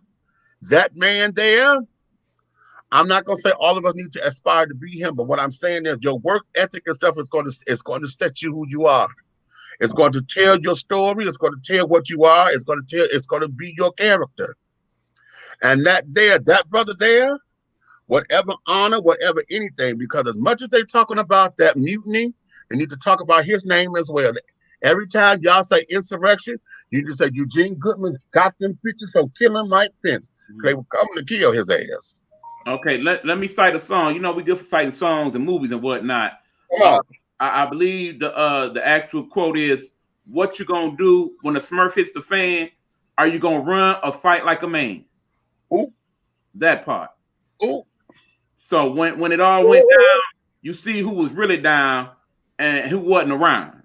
Well, I guess our vice president said, "Well, honey, if you're gonna protect Mr. Michael Pence, honey, I'm ready to get up in this office, honey. I want you to protect me." Hello. How about that? Okay. Who got the Facebook? If y'all got y'all Facebook up, read Israel's comment because it cuts off up here. I got you. All right, here we go. I'm gonna post it, but read it because it cuts off. Yeah. Israel saying we should not expect all of our goals to be met all in one night. We cannot put the president on a high plateau. We must allow some time. We need to watch, see, and clock every moment. This has been a historical election. Just because Kamala is a black woman, do not expect to be able to have her whole focus on blacks, because that is not going to happen. I believe we have good presidents that will get the job done, but give it some time. It is going to take a couple presidential terms in order to fix Trump's mess. More than that, actually. But it can be done, and yet we got to also put the work in, too, by writing letters if we need to, and are getting out there, being proactive by voting as well, as staying informed about what is going on in America, and not sleeping on any of these politicians in Washington and around the country. And at this moment, I am so proud. Israel, brother, you get it. You get it. And that's young Israel, young brother, you get it. My and that's son, the whole point. Niece's nephew, This is what the show is all about. It's a family thing, honey. Hey, okay, and that's the whole point, baby, that we're trying to make here. Because just because we got them in there now does not mean that the fight is over. Okay, no. That's just a battle, honey. We in the war. That's just a battle. Okay, that's just a battle, honey. Y'all watch MASH when MASH was on TV, honey. Yeah, they had downtime, but bitch, when them damn bombs got dropped on her, they had to go take care of business, didn't they? But they were still in the war. Okay, so that there's what this is. We here now. We got to hold them accountable. And what does holding them accountable mean? Let's get into that, because we hear that now, and that's becoming a buzzword. You know, we got to hold folks accountable. We got to hold them accountable. What do we mean by holding them accountable? What that means is, darling, we want to put their feet to the fire and make sure that they do what they said they were going to do. It's just like anybody else. When somebody tells you they're going to do something, what do? You make sure they get it done. You said you was going to do this. But, bitch, I'm calling you out because you ain't did shit. So what you going to do?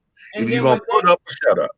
And then with that, you have to also keep in mind that we want to hold them accountable for what they should do and what they say they're going to do. But we also got to realize that in holding them accountable, we got to look at the process that it's going to take them to do. Exactly.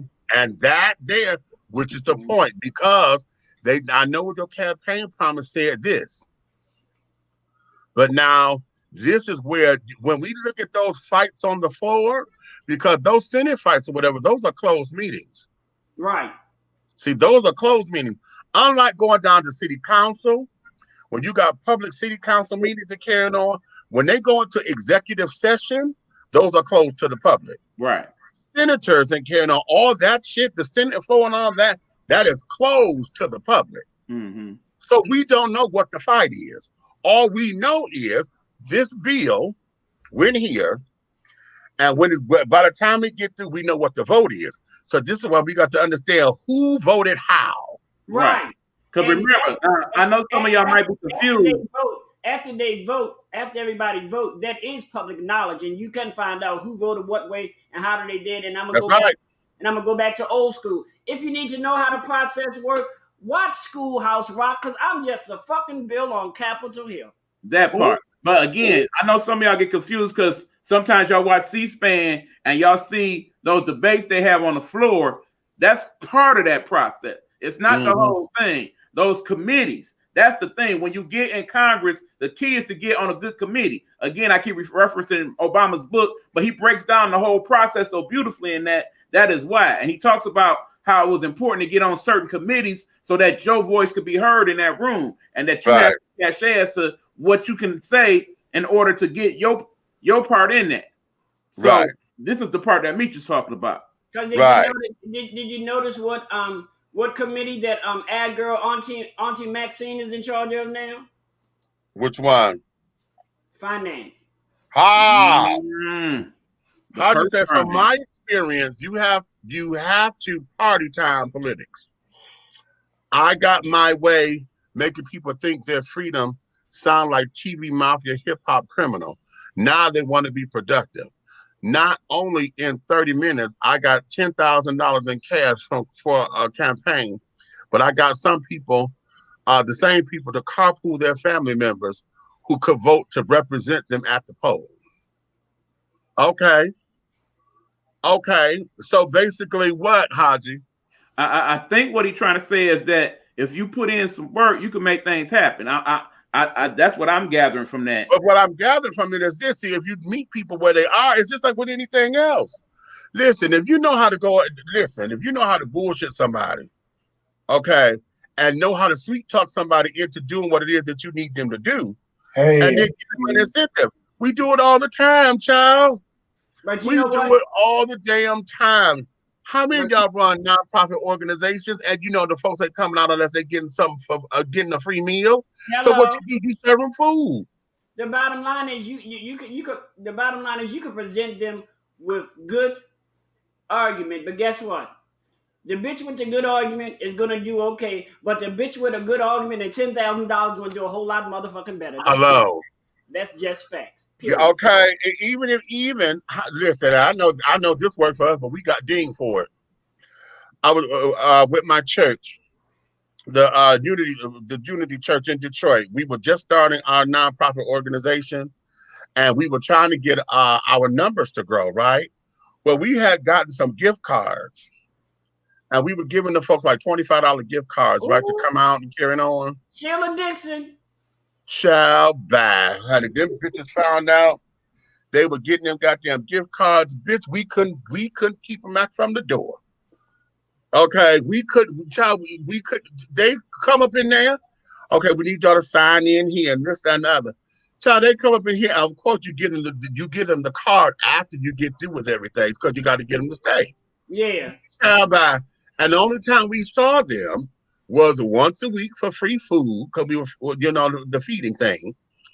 And then they came out in big numbers whenever we were going somewhere. When I was working for an organization, child, my support group, I would get very few numbers when it came down to the support group. But bitch, when I told them we were going to see the Albert 80 dancers, bitch, I had so many folks there. They only gave me 30 tickets. I was like, oh my God. And because they had, you know, the folks that were there went and told their friends, the folks who used to come, bitch, these motherfuckers came out and got their woodwork. I was mad as fuck. Okay, I was like, what the fuck? I was like, and they didn't know how many tickets I had, you know, so I'm sitting up here saying, Lord, what am I going to do? You know, but I end up, they let us in, but child, and then of course they get there and embarrass me. Because now they sit up here, you know, the dancers are doing the dancing and carrying on. We up in the balcony. And of course, these gay ass motherfucking sissies, bitch go hollering, I hope you can move like that in the bed. Girl, I would have slapped the girl, you will not come back again ever in your life. Girl, when I tell you everything in me, honey, all the color drained from my face through my toes. And I was like, bitch, did you just say that here in the theater like that with your janky ass? And bitch, you don't come to my support group on a regular? Trifling, ghetto, sorry time. And you got in for motherfucking free. Everything about my mother, Essie Lorraine, came up on me because I wanted to turn around and backstop the shit out that bitch. I wanted to turn around and backstop the shit out that bitch. So, oh my God, I wanted to backstop the shit out that bitch. Okay? Because and then she did it. You know how the theater gets real quiet and carrying on. You know, because he just get the thing, and it was at that real nice little soft quiet, and he was the only voice that echoed and resounded. I hope you can move like that in the bed. So I could imagine everybody in that theater just turned around. Like, girl. Like the ass hooker. I swear I wanted to beat that bitch. I want to. Oh. I wish I was in the theater. I would turn around and say, bitch, that's my husband. Shut up. Oh. Okay. Oh. But in speaking their language, okay, you got to talk their language like Malcolm X said, honey. Yes, we all got to talk their language, but at the same time, talking their language, honey, don't mean dumb yourself down either. Right. Don't talk their language and give up. Don't talk their language. I mean, just because you have an audience, don't talk their language and give up your purpose. Right. Oh, I like that. Wait a minute. That's a banner. That's a banner. Wait a minute. That's a banner. That's a banner, baby. Hold on. Oh, we're going to create that banner right there, honey. Wait a minute. Don't talk their language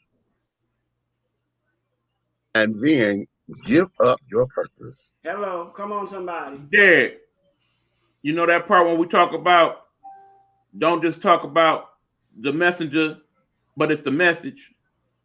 That's why I love you, bro. Oh, somebody love me. I'm so excited I could just spit. Let me wipe my mouth, because you know I don't be dripping nothing. Let me wipe my mouth. Hush, bitch. Damn, that crazy ass queen had messed up a wet dream from them saying that. I don't play. Exactly, bitch. Exactly, JoJo. Exactly. JoJo. Hey, Naomi says she love you too. And you know what? And people look at me like I'm crazy. That's why I'm very selective, and call me crazy. That's why I'm very selective with who the fuck I go out in public. Yes. Mm-hmm. Yes. Yeah, I can't take meat nowhere. I can't do well, and for those of y'all who guessed it, that's the name of a club. Nowhere. Nowhere. Girl, you nowhere. You know what? I ain't gonna lie. Years ago, I was going to DC because I was trying to find out where tracks was. I was lost as a bitch, and guess what the name of the club I walked into? What? Lost and Found. Wow. Paid my money to get in this motherfucking club, and the goddamn club tracks was right across the fucking street. Shut up, fool. I said, "Oh, bitch." No, okay. You know what? We have been so hot on this child. I have not taken a commercial break at all. Let me take a commercial break, because when I come back, I want to get into the second part of this, because we're gonna beat this horse. But I think we done got it to where the folks need to understand what it is that we need to do. And I think I'm going to be on this for a minute. Before you do that commercial, what did Reds mean by earlier? He said, "Meech, don't you think you ate enough for today?" What did he mean by that?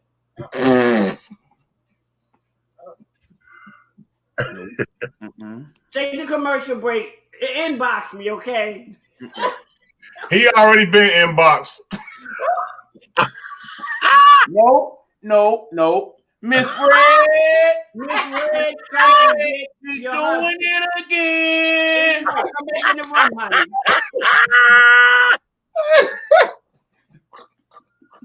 Listen, when we come back, we're going to go into workplace creativity.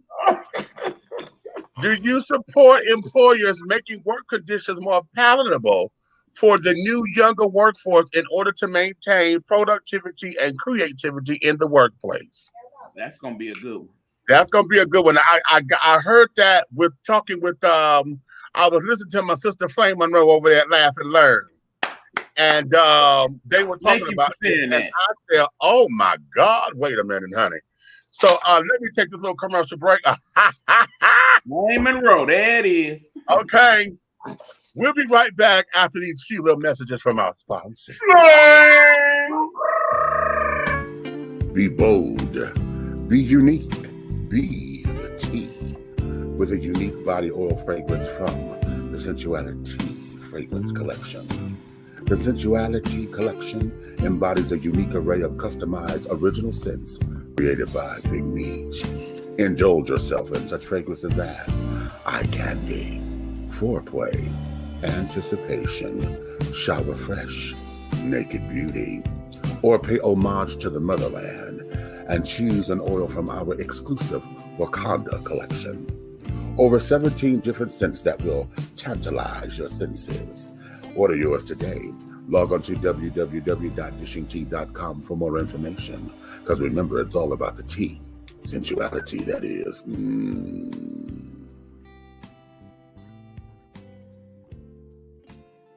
Have you tried Big Rob popcorn? It's a wonderful anytime snack that everyone will love. Available in 3 flavors. Grown and Sexy, which is the perfect mix of cheddar, cheese, and caramel. Sugar Shack, a fruitful flavored mix of watermelon and apple. So delicious and good. How about spicy butter and white cheddar? Everyone loves it. That's why it's called good. All Big Rob snacks are manufactured in an FDA-approved facility and flash sealed for freshness, safety, and worldwide delivery. To order, call or text 937-367-8650. That's 937-367-8650. Or contact Big Rob via Instagram at HeyBigRob. As the holidays approach, take advantage of the holiday special. Purchase more than 2 bags and receive a free CD. Call or text 937-367-8650 to place your order order now. Big Rob Popcorn, the perfect snack that you will love. It's so delicious. You must heed my words before I'm gone, my son. Now, you will be king. But the throne must pass to a male heir. Hakim, it appears you have a son. He must be found. Prepare the royal jet. We are going back to America. Oh, hell no, Your Majesty. Come on! I'm back! Say it again! Feel right in this mother... Feel good in this mother... My whole hood in this mother... Come on! I'm the king of this shop. That's funny in hell! Well. Say it again.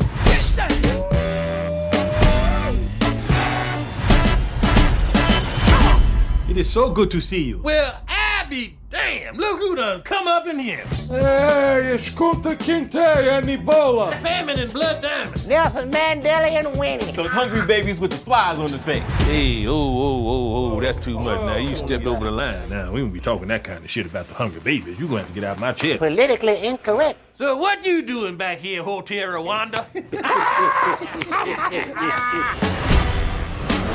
I'm back! Say it again! Feel right, feel good, bang!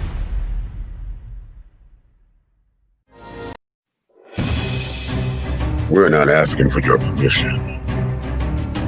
We're not seeking your approval. We're claiming what's ours in the name of our ancestors. We are their answered prayers. This is more than a movement. This is a revolution. Black innocence. What are yours today?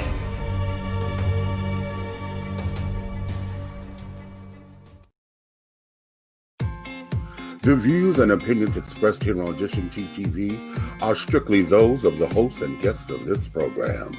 They do not reflect the views and opinions or governing actions of any of the sponsors or affiliates of Dishing T Entertainment, Artist First Entertainment, Big Guy ENT, Atlanta Hot Radio, Black GDP TV, or Diversity TV.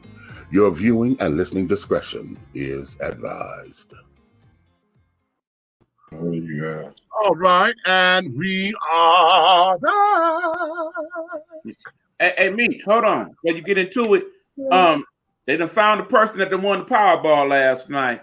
Yeah, they did in Maryland. A small Maryland town. You better check your people's H2. Yeah, my people, but the way my people is right now, they couldn't even go to a damn bubblegum machine and buy a goddamn quarter piece of bubblegum. So I know they say it was only one ticket that won. Yeah. But somebody here in Georgia did win $1 million because they matched like 4 or 5 numbers. He won $1 million too, yeah. Right. Okay. But no, that big one, honey. Ooh. But yeah, that go back to that conversation I had on my show the other night. Again, there'll never be no place in one of the big cities when the big ones hit. Always right. In Okaskoka. Right. And speaking about politics, y'all remember, I don't know about you, Meech, and both of y'all from Detroit, y'all remember when all of these states started out with state lottery, what was most of that money supposed to go to? Education. Kids still dumb as hell. I see them take I seen them take that same money and build stadiums. I seen them take that same money and do everything but put it into fucking education. Well, and that's something that we need to get on. Right, because in the end, like I said, during this pandemic, should none of these children have to pay for no internet, no laptop, no nothing. Exactly. That money already there, right? And then here's where I am with that, because see, as many of these companies that we have, Google, Amazon, Apple, I know y'all got all them goddamn computers that were being refurbished and this, that, and the other. Whoa. Y'all could have stepped there and donated that bullshit, honey, and got the tax write-off for that for the schools. Exactly. And for the at-home. See, the iPads, because absolutely, here's where it is. if you got a strong enough iPad, you could take care of what you need to take care of on an iPad. Yep. Okay. You don't need a full laptop. Yeah. You need just an iPad. Right. And it has to be, you know, one of the bigger ones. It can't be one of the cheap ones. Right. It has to be one of the bigger ones to where it can do, and it's portable. So that kind of shit there, them companies could have donated that and got that tax write-off and carried on like they've been doing. Right. And again, that good morale pays off in the income. Like, oh, I mess with that company because they look out for the kids. Let me buy my stuff from there. Now, catch this. Because see here, I'm gonna say this out loud, because here is where it could have been advantageous for us to get in good with China, because Samsung is a Chinese company. Right. Yes, it is. Could you imagine what Samsung could have done if they had donated a lot of them damn computers to a lot of the cities and stuff here, especially in the inner cities? Absolutely. If they had donated them their iPads or whatever, and this, that, and other to the school system here, imagine what that could have done to our relations with China. Especially because I'm sure y'all saw Agent Orange's his last speech, because he still called it the China virus and things like that. He left up out of here with his shenanigans. So could you imagine what that would have been like? And perhaps Biden and things could do something like that to smooth over some of our relations. But a lot of the computers and stuff are made over there. Apple and shit is made over there. It's an American company, but the processors are made over there. What would that look like, particularly when you said we need to fight this virus? Right. Okay. What would that look like? Because the companies would get the companies get the write-off. Right. So you know, in all actuality, what you're doing is you're putting the product out, but you're really not losing anything, and you're getting advertisement, you're getting all this shit for free, and everybody, oh, they donated this. Yes, they did, bitch. But guess what? It's not a 100% donation, because they writing that shit off. They didn't give you anything. All that money back. Right. They didn't give you anything. So if they're not really giving you anything, why can't like me say, why can't you ask for that damn Apple iPod instead of that other one? Right. And slightly off the subject, but it's a reason why we need to keep good relations with our foreign allies. Because remember, for example, where do we get most of our rice from? Yeah, that's China. But what's one of the staples in the Chinese diet that's not rice? Corn. Where they get most of their corn from? Us. Idaho.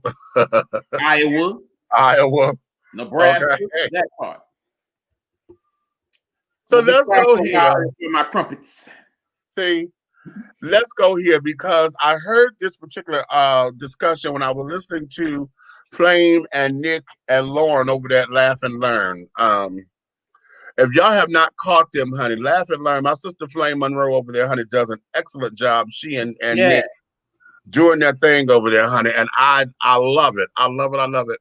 So that's a shout out to kindness.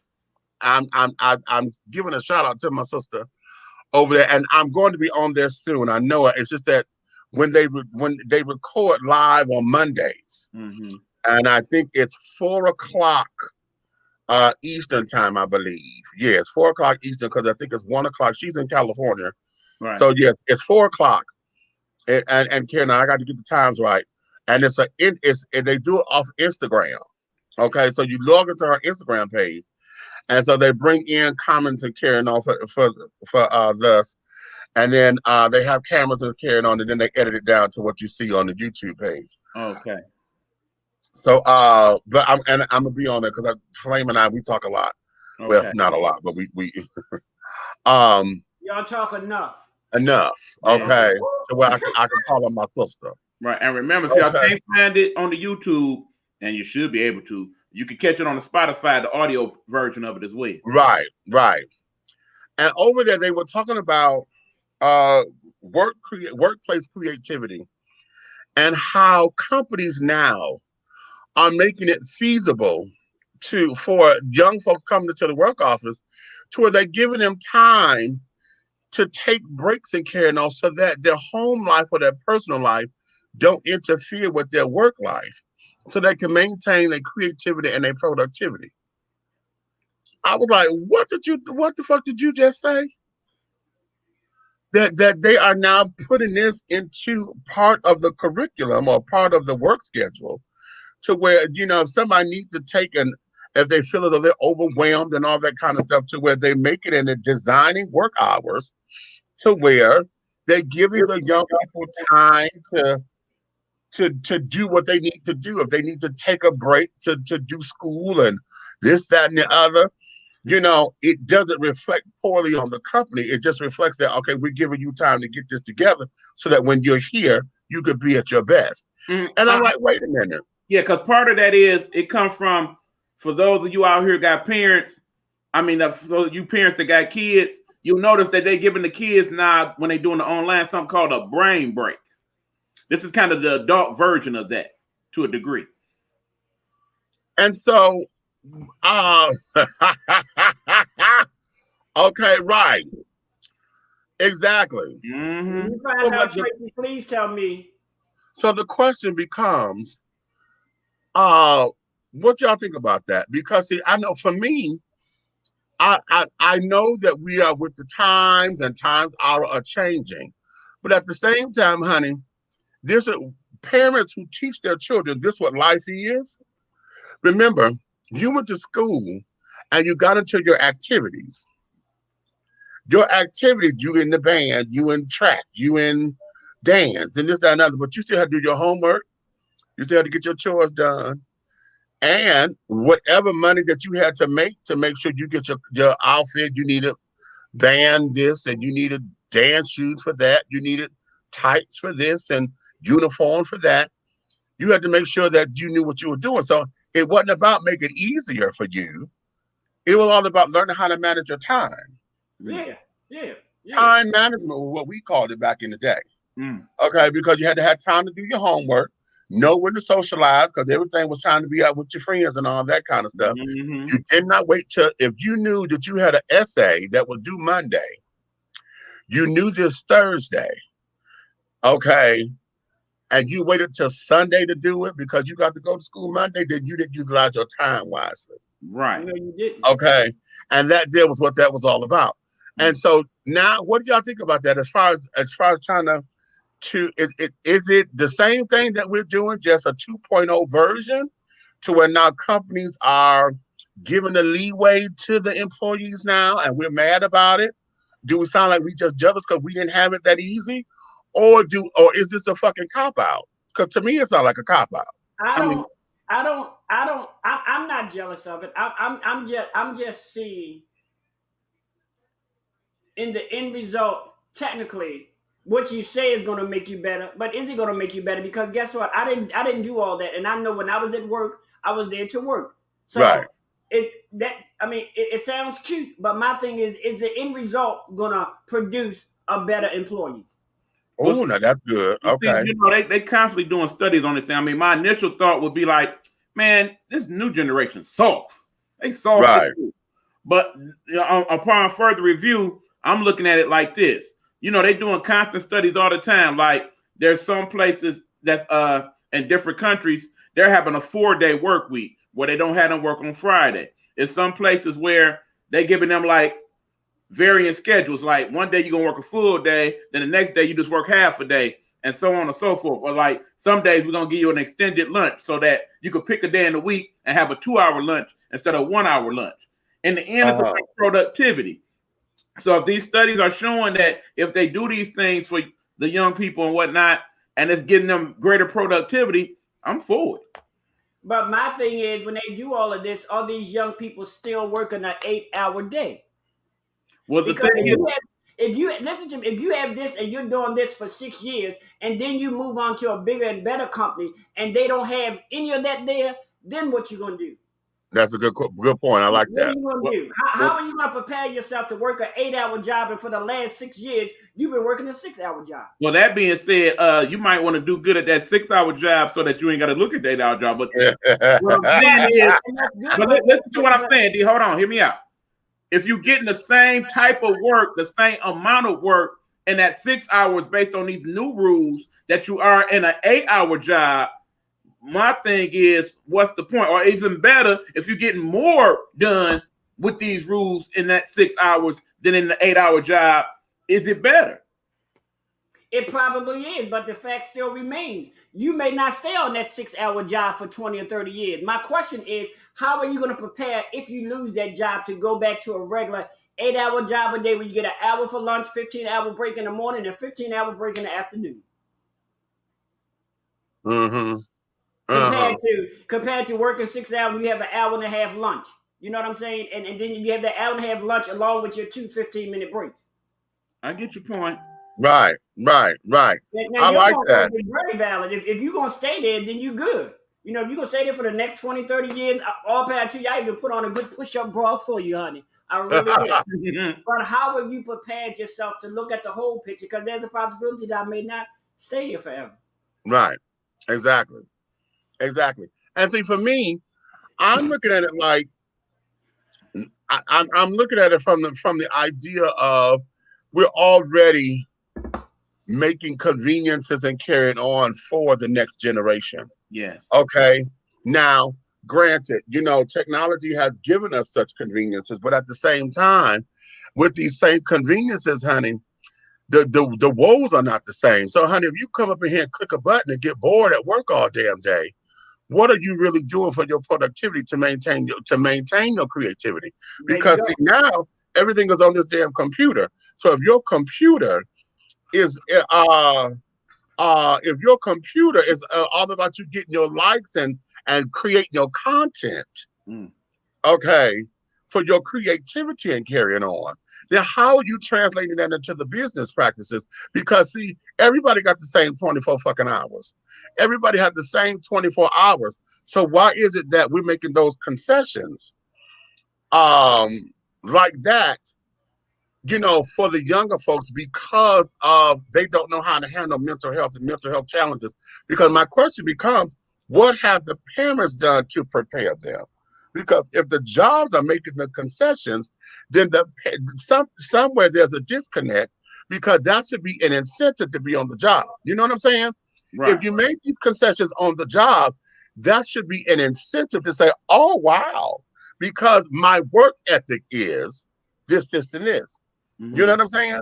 So I'm wondering, I like the idea because on paper it sounds fabulous. Okay, ooh, you know, but at the same time, as you said, Helena, going into the regular workforce, okay, this company is doing this, but if I lose this gig here and go to another company, this company's set of rules are a lot different than this. So now is it going to be so much of an adjustment for me because I never learned how to do an 8-hour job or whatever, or the stress of a work day, you know, because this company allowed me to work my stress off, you know, and I didn't have to worry about it. But now that I'm over here, I don't have coping mechanism skills and this, that, and the other to get me through the day. You know, so how is that? Because I know for us, regular jobs or whatever, you know, I won't say regular jobs, and when we came into the workforce, us coming into the workforce, we had to learn time management. That's the company. Hell, the gurus, the peacemakers, and the meditation gurus, they made money. They made millions off of us. Okay. To teach you how to meditate, take those 15 minutes or learn how to woo-saw at the desk. And all that. Yeah, you know, they made millions off of us and teaching us how to not be so overwhelmed on the job. You know what I'm saying? And then how not to bring your personal into your job, because now everything is at a click of a computer. Like I said, content creation. So a lot of folks now, y'all creating content on the job. Hell, I did it. Y'all know that the Donut Factory Chronicles, honey, was on the job. Okay, because I had nothing, you know, that was all job related because I'm creating content my damn self, you know, because I had time to do it, you know, and this, that, and the third. But I had time to do it even though I was on the clock. You know, it was for me because I got bored and there was nothing going on. Okay. So that there was that. Well, wait a minute. Let me go to these comments because my hold on. Tracy say in Italy they shut down half the day to spend time with family. They don't work around the clock. I think we should have some kind of relaxation. I like Tracy, that. That's some of what I'm talking about. Yeah. Okay. Same thing in Spain. I witnessed this twice when I was on active duty and had done some temporary duty over there. Okay. Okay, these kids got it easier than we did. Now, I like the fact that they do, because one of I said, y'all heard me say this before in another show, is that our goal is to make sure that our children are better off than what we were. Don't be me, be better than me. Okay, so right, don't be me. I like that. Don't be me, be better than me. At the same time, have we started preparing them? Because if only the jobs are doing it, then what are we teaching them? You know what I'm saying? Are we relying on the job to do that? Because that should be an incentive. The same way we adjusted to the change in the first place, honey. Okay, times are changing, boo. But I know, baby. I'm gonna tell you something about that. Times are changing, but you know what, back means when we was coming up, we had to learn both sides of the fence. We had to learn technology, but we also had to learn that when technology falls the fuck down, you need to go back to doing shit manual. Right. Nowadays, when technology falls out, they close down the whole goddamn They thing. shut down everything. And when I think about it there, you got a good point, because remember, most people staying at one job for their whole career, that's more the exception than the rule. Most of us, we end up 4, 5, 6 different jobs. But I've also known people who like work for the state for 20, 30, 40 years, and when they brought in them computers, they had to phase them out and retire them because they just couldn't get it. There was a lot of people who had state jobs and government jobs who was there when we were doing everything manual. We were still pushing the card in the damn time clock and all that. You know, that's weren't prepared to the adjustment. Just like now, I think that if technology break down in most places, most people ain't gonna know what the fuck to do. They don't know how to write a receipt manually. They don't know how back in the day when you used to work in the grocery store, you had the chart to tell you how much tax to add on to shit because you didn't have a computer, you didn't have a cash register telling you how to do that.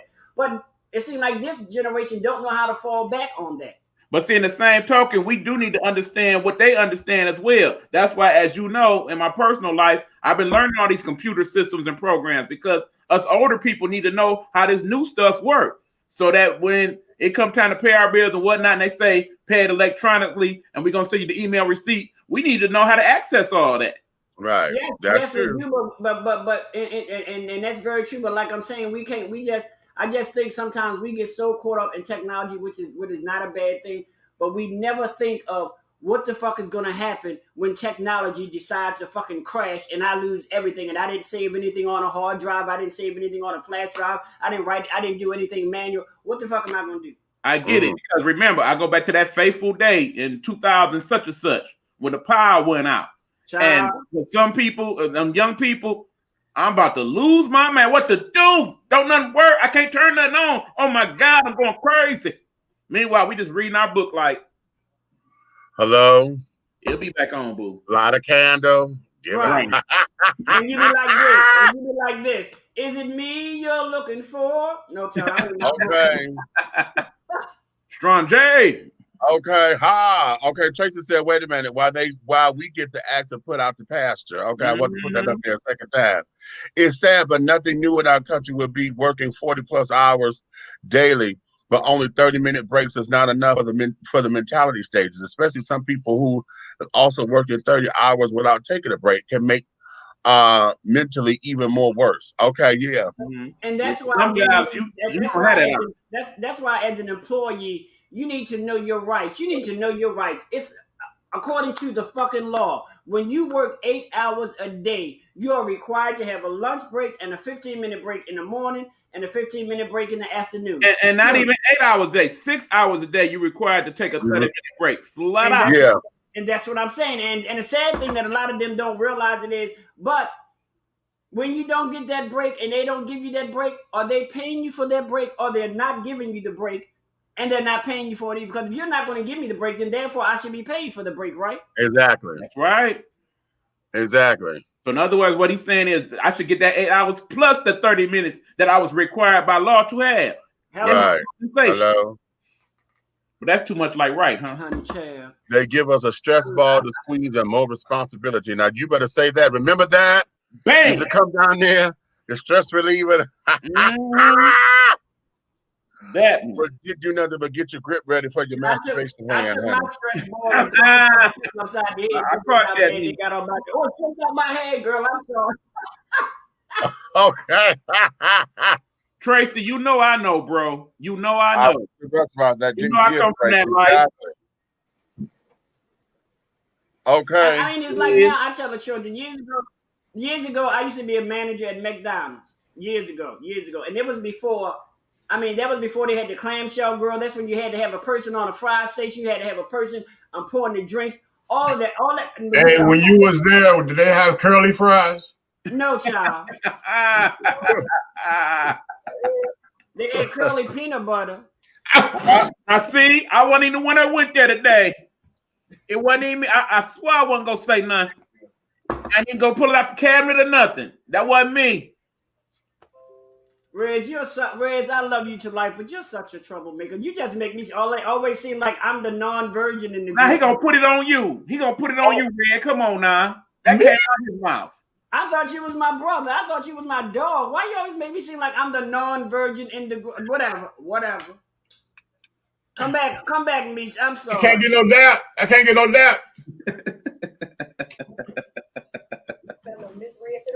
I'm here. It wasn't me, Meech. It wasn't me today, okay? I ain't go there. I'm here. I ain't go there. Mm-hmm. Let's see, man. Some doctors live in the hospital. I'll tell you a secret. Some doctors work in the hospital for 24 hours and they have a place set up for them to sleep. Well, let me tell you something about doctors. Let me tell you something about doctors. Let me tell you a little bit something about doctors, honey. Let me tell you something. And this is fact. This is not fiction. I know for a fact, I've seen and heard of so many doctors working in 24-hour shifts and they doing all this surgery. And some of them doctors are so fucking high. It's pitiful. The Adderall. Here is where I take major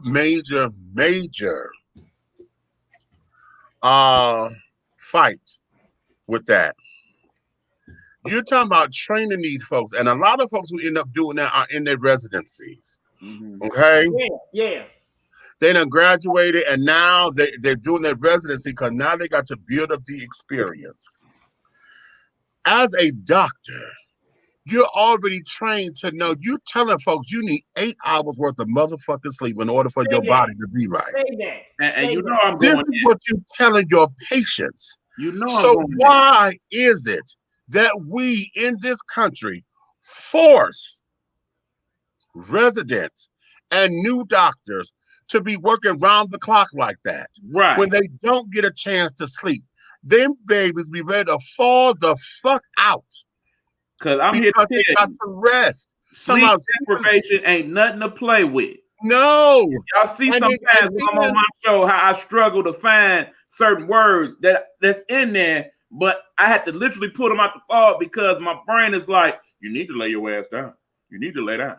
Right.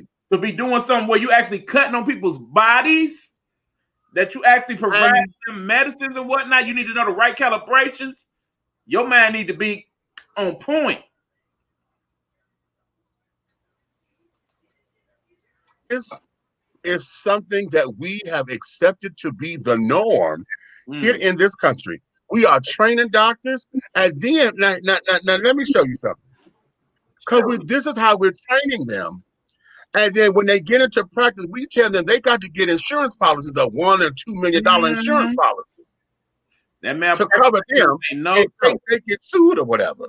Right. That makes no motherfucking sense. And then still got to pay all them student loans back on top of that. Yes. Okay, now hold on. It takes a doctor 10 years to constantly pay monthly, 10 years to get free of student loans after doggone going to school. That's they're right paying there. monthly at the rate they say you need to pay.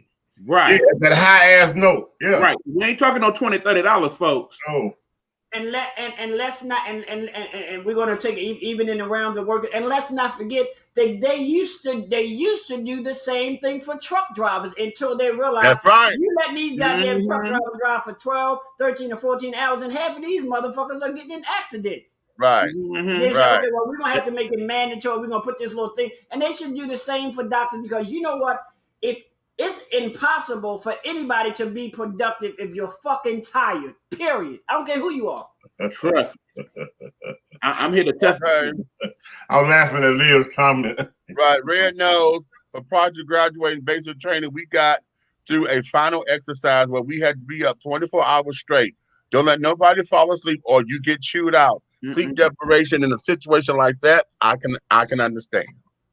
I mean, I'm like That this. air, I went to the doctor one time and I was like, she said, bro, you know what? I'm here. You know, it's been a long day. I've been here for 24 hours. I said, well, you know what you need to do? You need to find somebody who just came to work because that's not going to work for me, boo. listen, I had that happen before. A few years ago, I was around the corner here at the Western. And what happened, I was scheduled to do a double. I was waiting on my relief. Now, double, that was already 16 hours. That was a turnaround because I did a shift and had to do a shift turnaround. So I turned around to do a double. Okay. What happened? The guy who I was supposed to have been relieved by didn't show up because he forgot he had to work. Why? Because he was friends with the boss. And the boss was throwing a party. He was at the boss's house at the party and forgot to come to work. So I'm sitting there. But he forget to go to the party. No. I'm sitting there and we're doing hotel security and I'm there. And at that time, I was the administrative assistant of our department. So, I'm running the office and carrying on. But I was so goddamn tired, honey, to wear shit. And then I had to be back on the clock because I was supposed to be off. And then I was coming back. So I did a shift, turned around to do a double. And then I was supposed to get off to come back because I had another shift. But baby, I'm telling you, I was at the computer and all of a sudden I got to the leaning. Oh, the leaning tower. Oh shit! What's wrong? I was falling out because I was like, what? I had been up or at least working for 24 hours. I did 3 shifts in a row, and was like, what the fuck is this? And then, oh my God, I'm sorry. No, the fuck you ain't sorry, goddamn it, because see, your ass went to that party. And they gave me a room. That was the one time I had got a room because I just had to go. I said, no, I've got to lay down. I can't. No, I can't do this no more, But my whole thing is, even in the military, I've heard that in the military, I watched G.I. Jane and how all that shit was going. Okay. And I know about doctors and carrying on and any other profession. Hell, we do it in school, trying to stand up and studying for tests and all this kind of jazz. All of that. I done did homework till the sun come up. We have allowed that to be normal. And the thing that we tell ourselves is that you got to push yourself. You got to be stronger. No, I can't be stronger if I'm depleting myself and do not have the proper time for proper recuperation. Right. Okay. We cannot function. And I'm hard on that with doctors because, bitch, you can't be my doctor and tell me what the fuck it is I need to do for my health. And yet your practice policies, honey, you up 24/7 and you sit up here and perform, and then you in the ER on top of it. So ER is quick. Right. You got to sit down here and be thick. Again, and you can't think.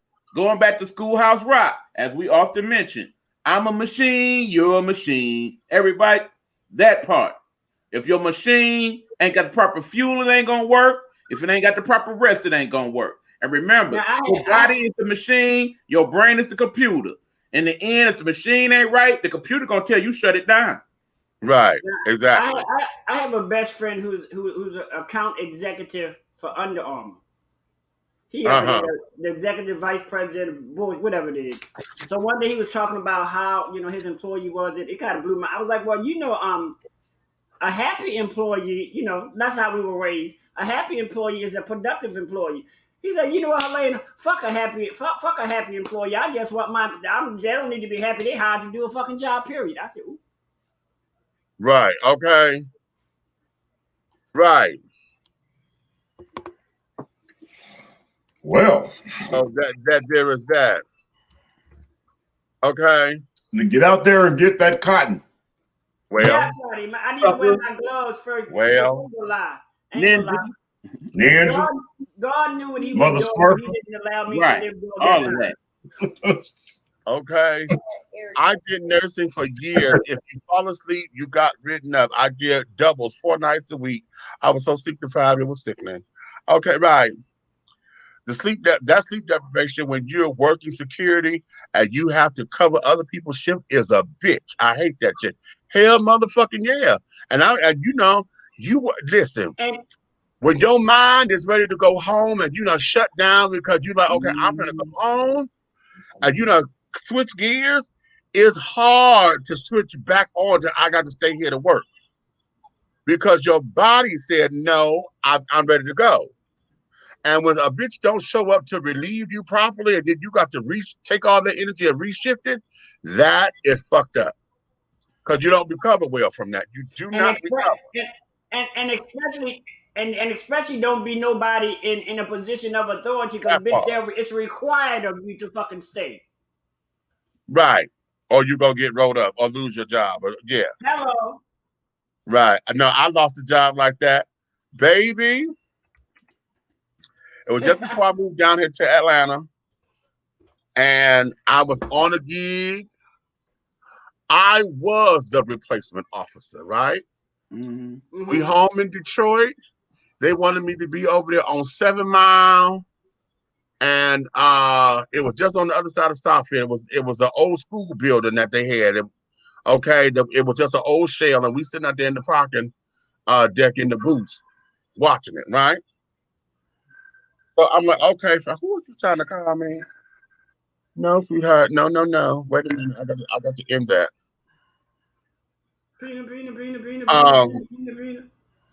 So I'm like, okay. That there is cute, They couldn't find nobody to come in. So I said, all right, I will I'll take it. Well, honey, I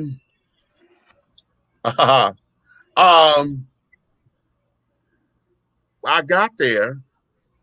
Now the guard shack is a metal shack. We only had one heater. Well, here's the thing. That time, I was replacement guard because the original guard didn't show up. Why? Because it was cold as fuck outside. It was -2 degrees in the sun. Okay, -2 in the sun. They wanted me to work 8 hours. When I got into the booth, the damn dude. I'm telling you, I'm gonna do idiocracy. To me, bro, I'm tell you. The dew on the windows had frozen. Wow. Okay. When you sat down in the booth, it was so cold in there to where the heater that was in there wasn't working. I mean, it was on, but you couldn't feel shit. Right. Okay. Mind you, I already had a cold. Okay. So I'm going out here. I'm like, oh no, y'all trying to kill me, honey. No. Okay, I can't be out here in this cold like this. I'm gonna catch old pneumonia. No, I can't. Yeah, old pneumonia. Oh, okay. Yeah, ain't nothing new about it. Old ass get cold. It ain't nothing new about pneumonia, honey. It's old pneumonia and new flu.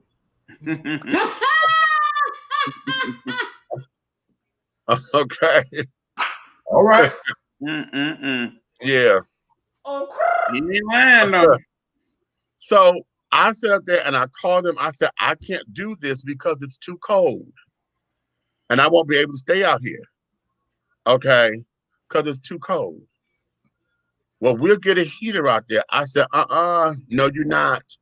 I said, don't bullshit me because you're having a hard time getting folks. I am the replacement officer. And I know what y'all did to call around to get somebody to cover this shift. I need a heater. Now, I had a partner with me, and she had a car. She did not offer, not one time did that bitch say, come sit in my car to warm up or anything. She did not offer that to me.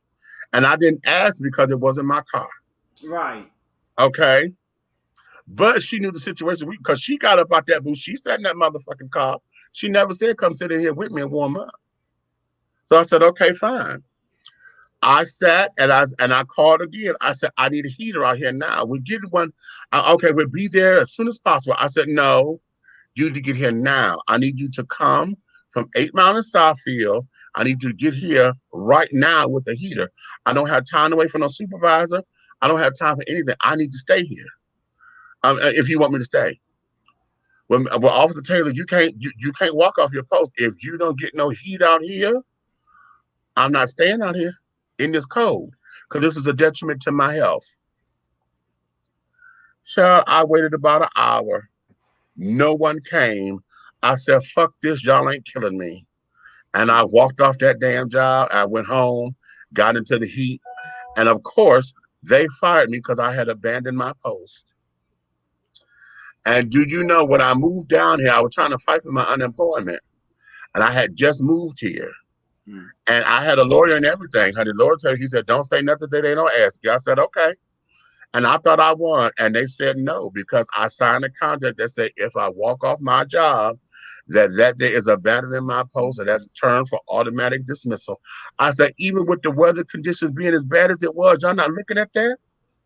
I'm out here freezing my ass off in weather that was -2 in the sun, and they were saying that they were supposed to have dropped to -5 when the sun went down.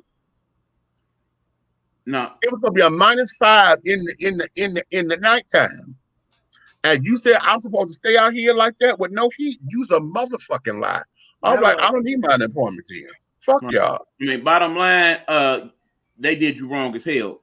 Let me not all day. But the thing is, people, that's why I say in my shows, make sure you do your research and read the fine print, because that's how they get us. And they know that we as black people don't know these things offhand. Right. Right. We got to be more careful. And let me tell you this about jobs, since we go in there, because I learned this working for Java Security. Not Java, I'm sorry. Oh shit, what's the name of it? Java was my very first security company. What's the name of that goddamn security company? It was on 8 Mile in Greenfield. Peanut butter security. Oh shit. Oh, I can't think of the name of it right now. John Rutherford was the guy who owned the company. Is it Loomis? No. I can't think of it right now. But anyway, John Rutherford was the owner of the company. And I learned this from him because he's a lawyer. He said, I'm a defense lawyer, and I've been a lawyer for a long time. And in 25 years, I've never lost a case. And I said, you a crook. And I said that out loud. I didn't mean to say it like that. I said, oh, you's a fucking crook. He turned and looked at me.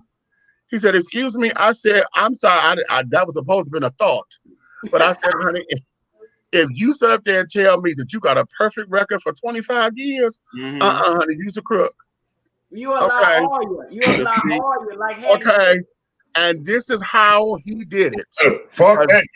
You hired. Okay. That too. So here's where it was. He told us this because how they used to do us was that whenever they were short manpower or whatever, your shift ain't your shift until you go home. I mean, you're not done until you go home. So if a supervisor came to come and pick you up from one location, they would take you to another one. Okay. Now, oftentimes what would happen is they would take me way out somewhere. And if the buses wasn't running, they would come and give us a courtesy lift, at least to the bus stop or to take us home. And what they would do is they would promise to come and take you home, but they would take you to another location first and then take you home. And they done that to me. They had took me out to Novi. They came to, I was up on Joseph Campo and Conant, right there at the Rite Aid. Okay. And I'm like, okay. So they came to come to pick me up from there. I was like, okay, I'm thinking I'm going home. He said, no, we got to put you over here to this other location. They took me way out to motherfucking Novi to the convention center out there. Okay. We talk about an hour or so drive, y'all. Just yes. Y'all know. So I'm like, okay, I'm out here at Novi. Now I gotta wait for you to come and pick me up because, bitch, don't no buses run out there. Y'all brought me here. No. You need to come and take me home. Well, then they come out there to try to take me to put me at another motherfucking location. I said, no, you're not. I said, no, the fuck you ain't, bitch. I just got you working 16 hours. No, you not. But hold on, me. The advantage of living in Michigan, and you trying to explain something. Michigan, y'all know how it look like the mitten. Okay, right about hold on. In here, that's Detroit.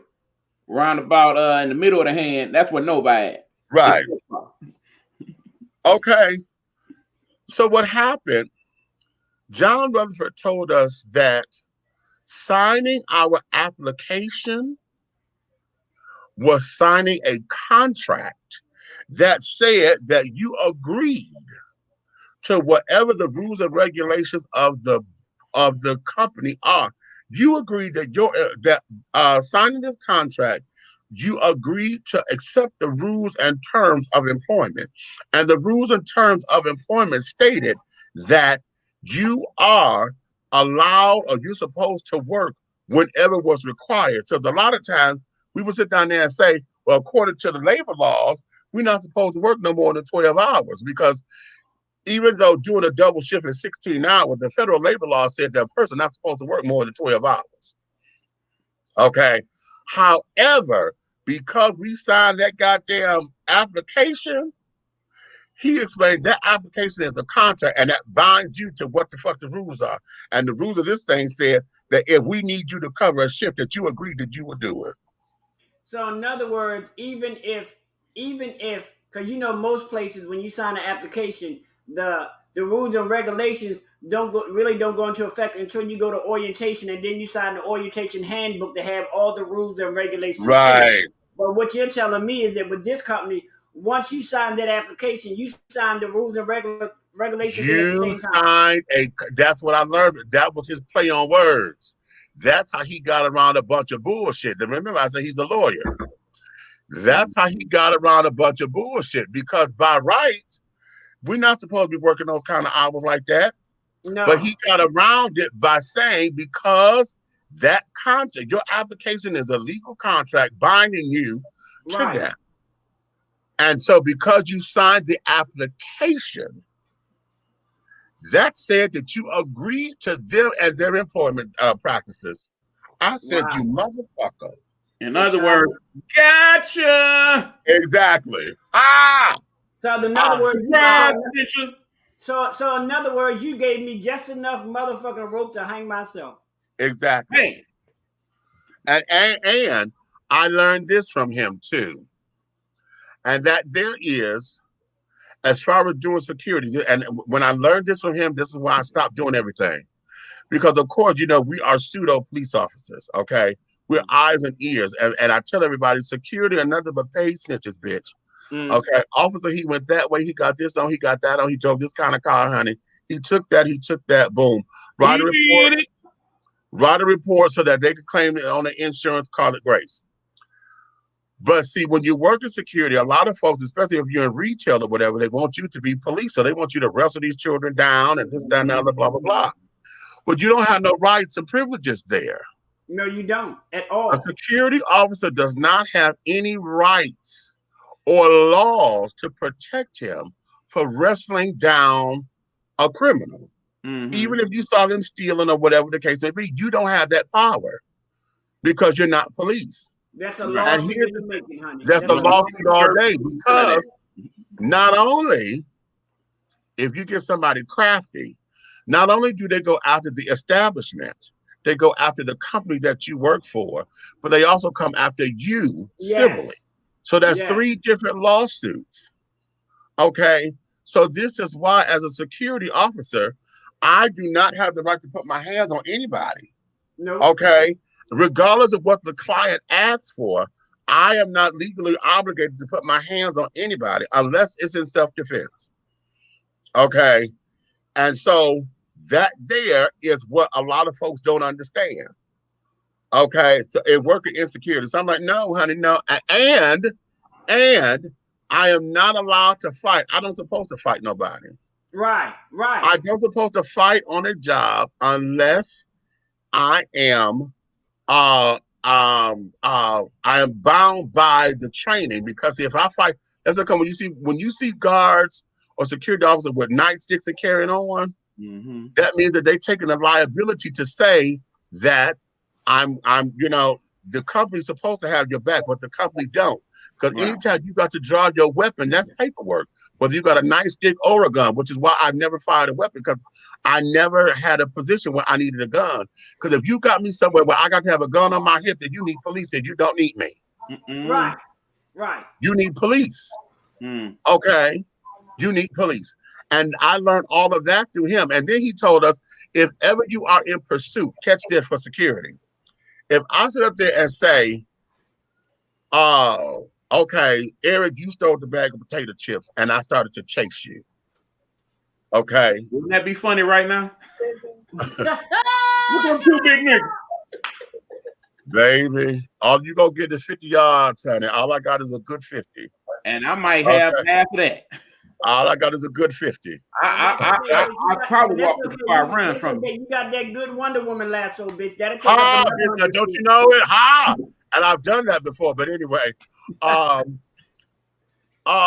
Okay, if I'm in pursuit of you, and say I get tired and I stop, just to catch my breath, but I still see you, and then I pick it back up, that there is where I'm in the wrong, because I broke the chase. Yeah, you became the aggressor. Right. I broke the chase then, and that there would have grounds for me being sued.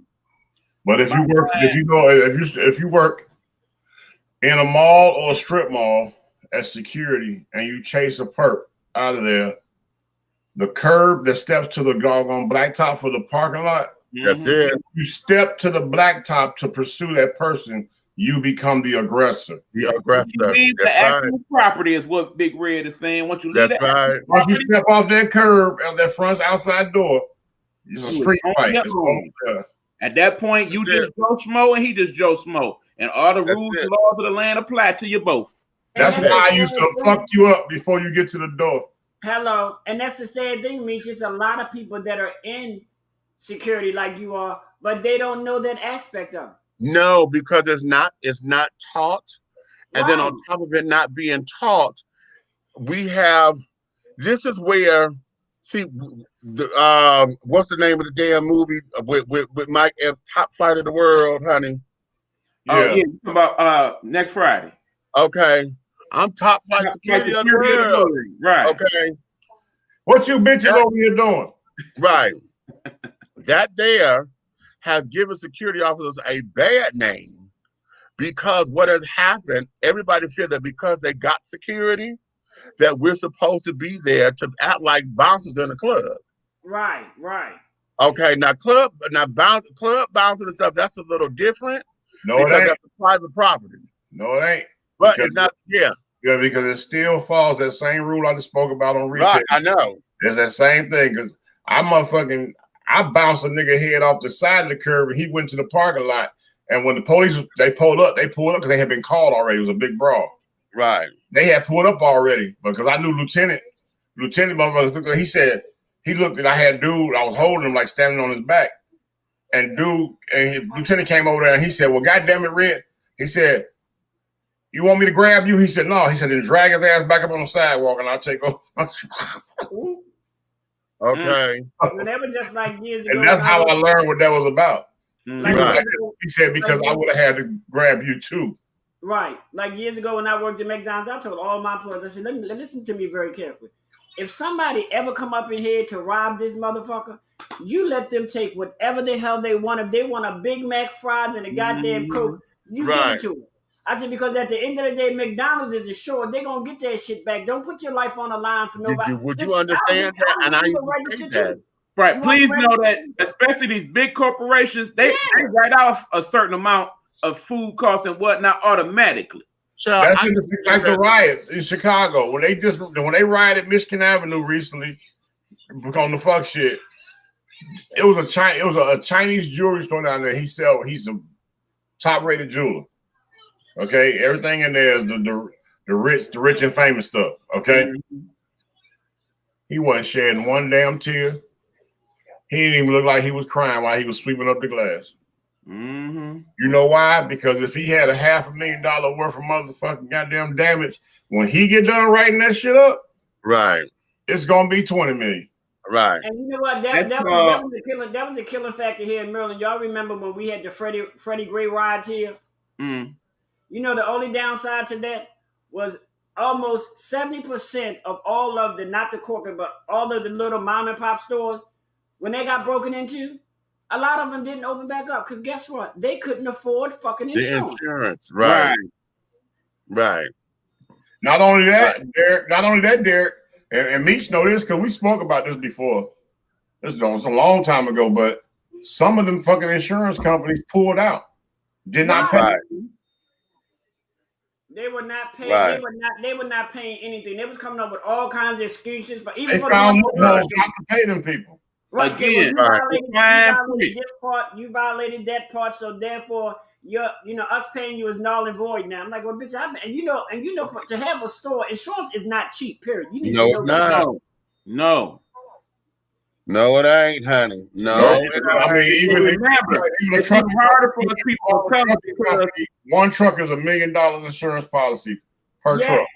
Yes. Like I said, remember, us people of color, it's even harder because in the end, in order to get some of these things, we got to go to the bank and try to get the loan. We don't have no relationships with these banks, and of course, the first thing they're gonna ask us is, "What's your collateral?"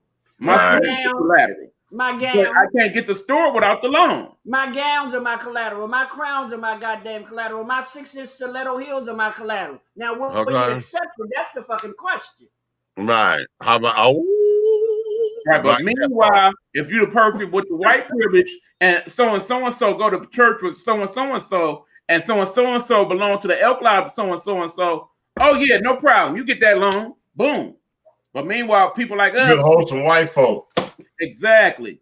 Okay. Old boy network. That's how it works. Just get them, no shade, just get them as your silent partner, honey, so they can pay their goddamn insurance, honey, and you do what the hell you need to do. It's called using what you got to get what the fuck you want. Hello? Okay. Ain't not the hustle. And the shit still go on today. When I was doing my, well, I wasn't even trying. I really started a whole online store, women clothes for women of color with curves, and to get my stuff for the low in the district, I would go in there, and because I had the right licenses, I would get stuff. But something kept telling me, I'm like, why is this stuff? You know, I'm breaking even. Sometimes I'm making a decent profit. You know what I'm saying? But then I really wasn't getting where I should have been based on what I was spending. Right. Then I turned around and took on a partner, Asian girl. I said, do me a favor. I said, go over there and take your license for your store and register the store. Mm-hmm. Went over there and was getting twice as much as I was getting for the same money. Well, I tell you, y'all go back and see my show Tuesday, and I address what I want the Biden administration to do. I talk about that. Minorities and people of color getting fair treatment in the financial environment. That's what that you have it. Well, you know what, Mitch, before you go on, let me say this about the wonderful inauguration. It's just two things. First of all, I had to give major props to that young lady who did the Pledge of Allegiance and was signing. And was sign language, yeah. That did something to me. Now, President, I think you're going to do a great job, but I'm going to need you to do something with that comb over. I'm sorry. I'm really going to need you. Because you're going to put on some Aquanet or something on Wednesday. I'd rather see that than that orange crop of mess that we looked for last 4 years. that hair piece. Yeah, but Biden, you know, and now it's feasible. Me and Misha tell you, now it's feasible for people, black and white, to have bald heads. I'm going to need you to go to I sure enough to be there like my fellow Americans. Head bald in the mud, shining. I'm gonna need you to join us here on Dish and Tea, bitch. Yeah. Bald in your head, honey. Well, okay, the chair. Cue ball club. Hey. Did y'all see when the vice president was walking out and she tripped? Who? Y'all didn't see when the vice president was walking to the doors and she tripped? I want to pay that petty Betty. I pay attention to everything, honey. Okay, wait a minute. Let me see what Haji's sitting up here saying. Red, I use that clause all the time when I was working in gay clubs because they to fight, get hugs, begging them to love each other. When they get goofy, I tell them to go across the street so I ain't got to stop them. And you know what? Some people may think that's Oh, crazy. because they like to fight. Yeah. But that's what you do to protect your ass. I mean, just like that thing you showed us. They had what 10 or 11 security guards out there, and they just sit there and say, "Well, bitch, ain't no need of me breaking them up because they're gonna keep on fighting." Yeah. And I think about that stupid video, that one fool, that What, one the business twerker. Anyway, my people perish for Well, lack of you know what? E, you take your hat off. You can't get no more head than this tonight, y'all. That's right. Head in the room, and I'm not even giving none. Ain't that a bitch? Ain't that a bitch? Hey, cause y'all know, for me, this is an afro. It's a powerful head, bro. I'm ready to save it right now. Red, you sleepy, ain't you? See these people. I'm just listen. He ain't the only one. I'm looking at all of us. No, yeah, because I finna go to shut this on down. He corrected by saying wish. So I really wish Kamala wore pink for the inauguration. The AKAs would have lost their minds. You ain't never But lied. you know what? I'm gonna tell you something. I know on my timeline on Wednesday, I'll give them their props. I seen oodles and oodles of women wearing their pearls. I will tell you that because them bitches. Yeah, pearls and chucks wearing them pride. Biden kept repeating himself over and over. Did anyone caught that? Yeah, he always does, Chad. Yeah, that is fine. I don't have a problem with him repeating himself. All I need for him to do is to make sure that in that repetition, the action meets the repetition. Right. Because like I said, when he say I'm for all Americans and his actions reflect that, I'm cool with that. Okay. Junior said, yes, my brothers, representing the bald four tops. I'm a top in more way than one, bitch. Don't play with it. Watch out now. Okay. Okay. It's time for Derek to go to bed. Okay. Dallas, come get Pop. He tripping. Okay. Well, wait a minute, honey. See, I'm in more ways than one because see, I'm a bald four top and I'm bald four tops, honey.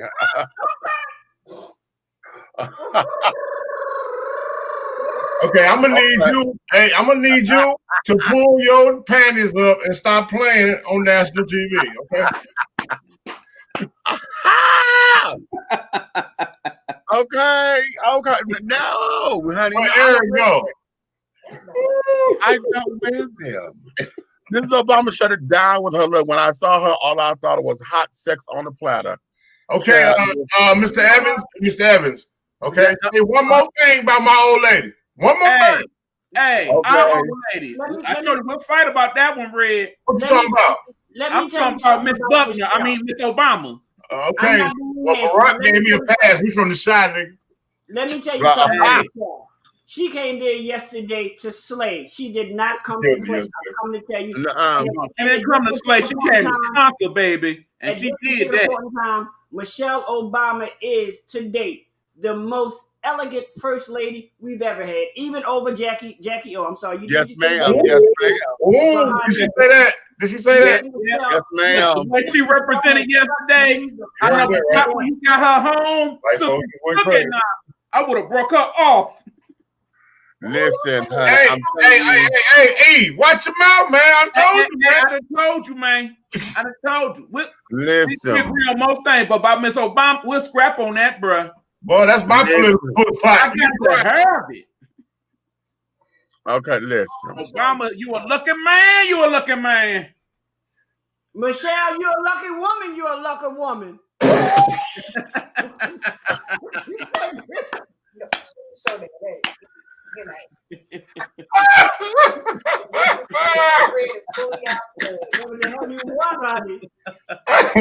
Eric, see what you started. Okay, don't do it, honey. Ain't nobody over here, Red. You got somebody you got to answer to. Yeah, she has officially have become the most elegant first lady to date. Oh, darling. Oh, darling. Forever first lady. Yeah, I know she had on mink panties yesterday. Bitch, let me tell you something. Let me tell you how elegant she was. Her At face, least till they got home. Her face was 3/4 of the way covered up, and that mother, she was still on point. Right. Hair was in place, everything. Yeah, that part for sure. You better understand. You better know it. If I was Barack after all that, and I know all that talking about your woman, when she got home, it would have been on. Baby, if I had went home with them, if I had right went home here. with them, I'd say, Michelle, I love you to death. I think you're elegant, but guess what? Move over, bacon, bitch. It is time for sizzling, honey. Cause me, girl, I'm trying. You know what? I can only imagine. Woo, girl, come on, talk their about it. first official day in their new home after leaving the office. Mm-hmm. And she knew that she was out of politics like that. Mm-hmm. I know she let that motherfucker have all of that. And the Hell children, yeah, she put that shit in the ponytail. and the children. Yeah, it was were one of them like, let me show you some. And the I know children she were let him little have older. all of that. They Mm-hmm. probably What's Christian. your and the children brown? Right. My bad, Miss Red. My bad. She said, "Who pulling the plug on y'all?" I'm sleepy, fam. I'm sleepy. Hey, all I know is Michelle, you can stop by. Just wear that coat you had on. Child. And nothing else. Nothing else. And I'll say to her too, Michelle, you can stop by. I'll help you with your makeup. I'll help you with your hair. I'll go. But when you stop by, just don't forget to bring him with you. Okay. Okay. What's the song, Red? This is my fantasy. Okay. On that note, children, let me let you guys go. It has been an adorable time, honey. I want all of us to make sure that we are putting everything together the way that it's supposed to be done, honey. This is day number 1. Now, well, officially day number 2. We're after midnight now. Yeah. It's officially day number 2. Going into going into this administration. And then listen, let's put our ducks in a row. Let's make sure that we play I Spy with my little eye, honey, and make sure we scrutinize, but make sure that we don't become petty with the bullshit. Mm-hmm. That part. Make sure that we keep them, hold them accountable for what they said they're gonna do. Make sure that we are on the table and making sure that Black and brown people, honey, are being serviced. Right. Okay, politically. It's just like that show Whipper Room. It'd be like, I see you, Mitch McConnell. I see you, Senator Grant. Exactly. I see you, Joe. Remember what you said. I see you. But you know what? This is my last thing on that subject. Whatever. I'm telling everybody, don't say what you're gonna do if you didn't do nothing from the beginning. Right. You know what I say, Reg? I'm gonna piggyback off of that. Don't say what you're gonna do. Do what the fuck you gonna do. I'm just saying to people, don't talk about it, because if you wasn't being about it, right, then why you trying to see about it? Just don't. And again, that mainly go for y'all. Is that all that conversation that didn't go for neither folk? The ones that didn't get involved at all. Right. Left, and y'all don't like it. Yeah. Right. So this is what this is, and I'm putting this out there for everyone, all of you Power to the People children, all of you anti-Biden, anti-Kamala, on whatever side of the fence that you own, all of y'all anti this administration, all of you pro Agent Orange people out there. Now is the time for you to get what you're gonna get together so that we can move forward. If you want them to do something and redeem themselves for Black folks, then make sure you put Black folks on the menu. Make sure we are in their faces, honey, to let them know what our needs and stuff are. And be specific. We need economic and political empowerment. That's right. Economic and political empowerment. What does that mean? If you don't know what that means, then damn it, that's your homework assignment. Find out what the fuck it means. Exactly. And then let's build this so that when it's within the next 4 years, when it's time to do this again, I don't want to hear, they didn't do nothing for Black folks. I don't want to hear it. And the next 2 years, for that matter. Because remember, I said earlier.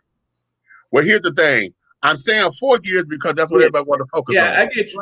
But I want you, but the lesson here is to understand, if you do your homework, you will know that in 2 years, we got to redo the help. Exactly. The help. Right. Okay, this is why you got to understand what the fuck it is that they up against. If you see that these folks, when they go to do the laws or whatever, ain't working in your favor, get them out, put somebody in who gonna work for us to help them work for us. You understand? Right. That's what this thing is. We got time. Let's get it done. As a matter of fact, that's going to be the charge for February for Black History Month. How about that? I'm going to charge that for Black History Month, that throughout the month of February, we take that time to educate ourselves and empower ourselves to know what we mean when we need political and economic empowerment for Black and brown people.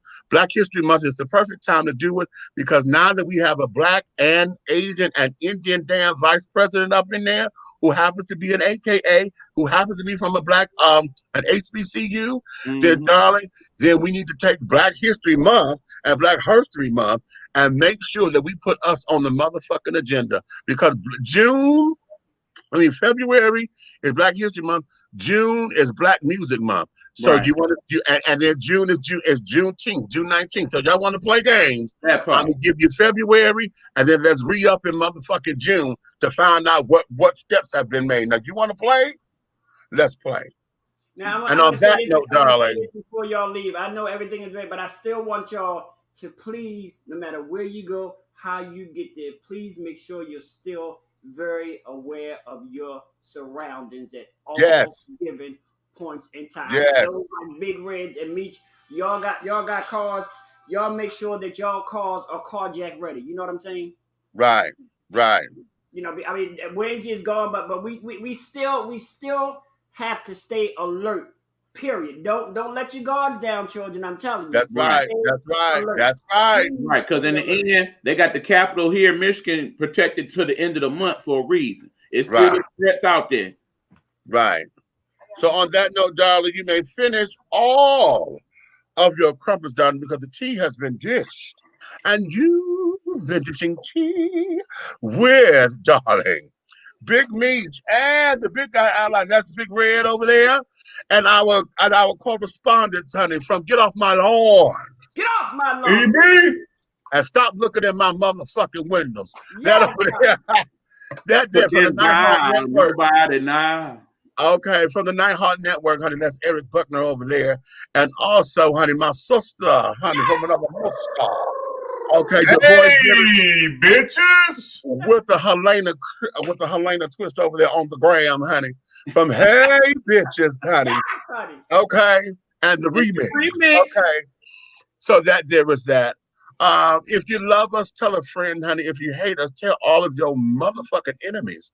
But do know this: one way, shape, style, form, or fashion, darlings, everything that we do over here will move forward. Now, we got some exciting things coming down the line.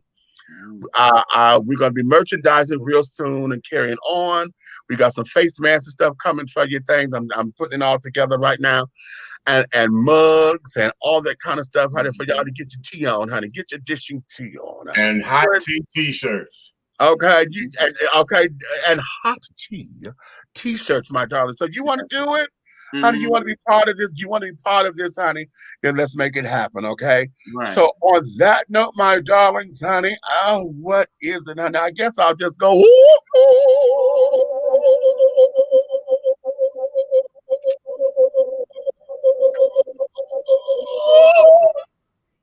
And sing.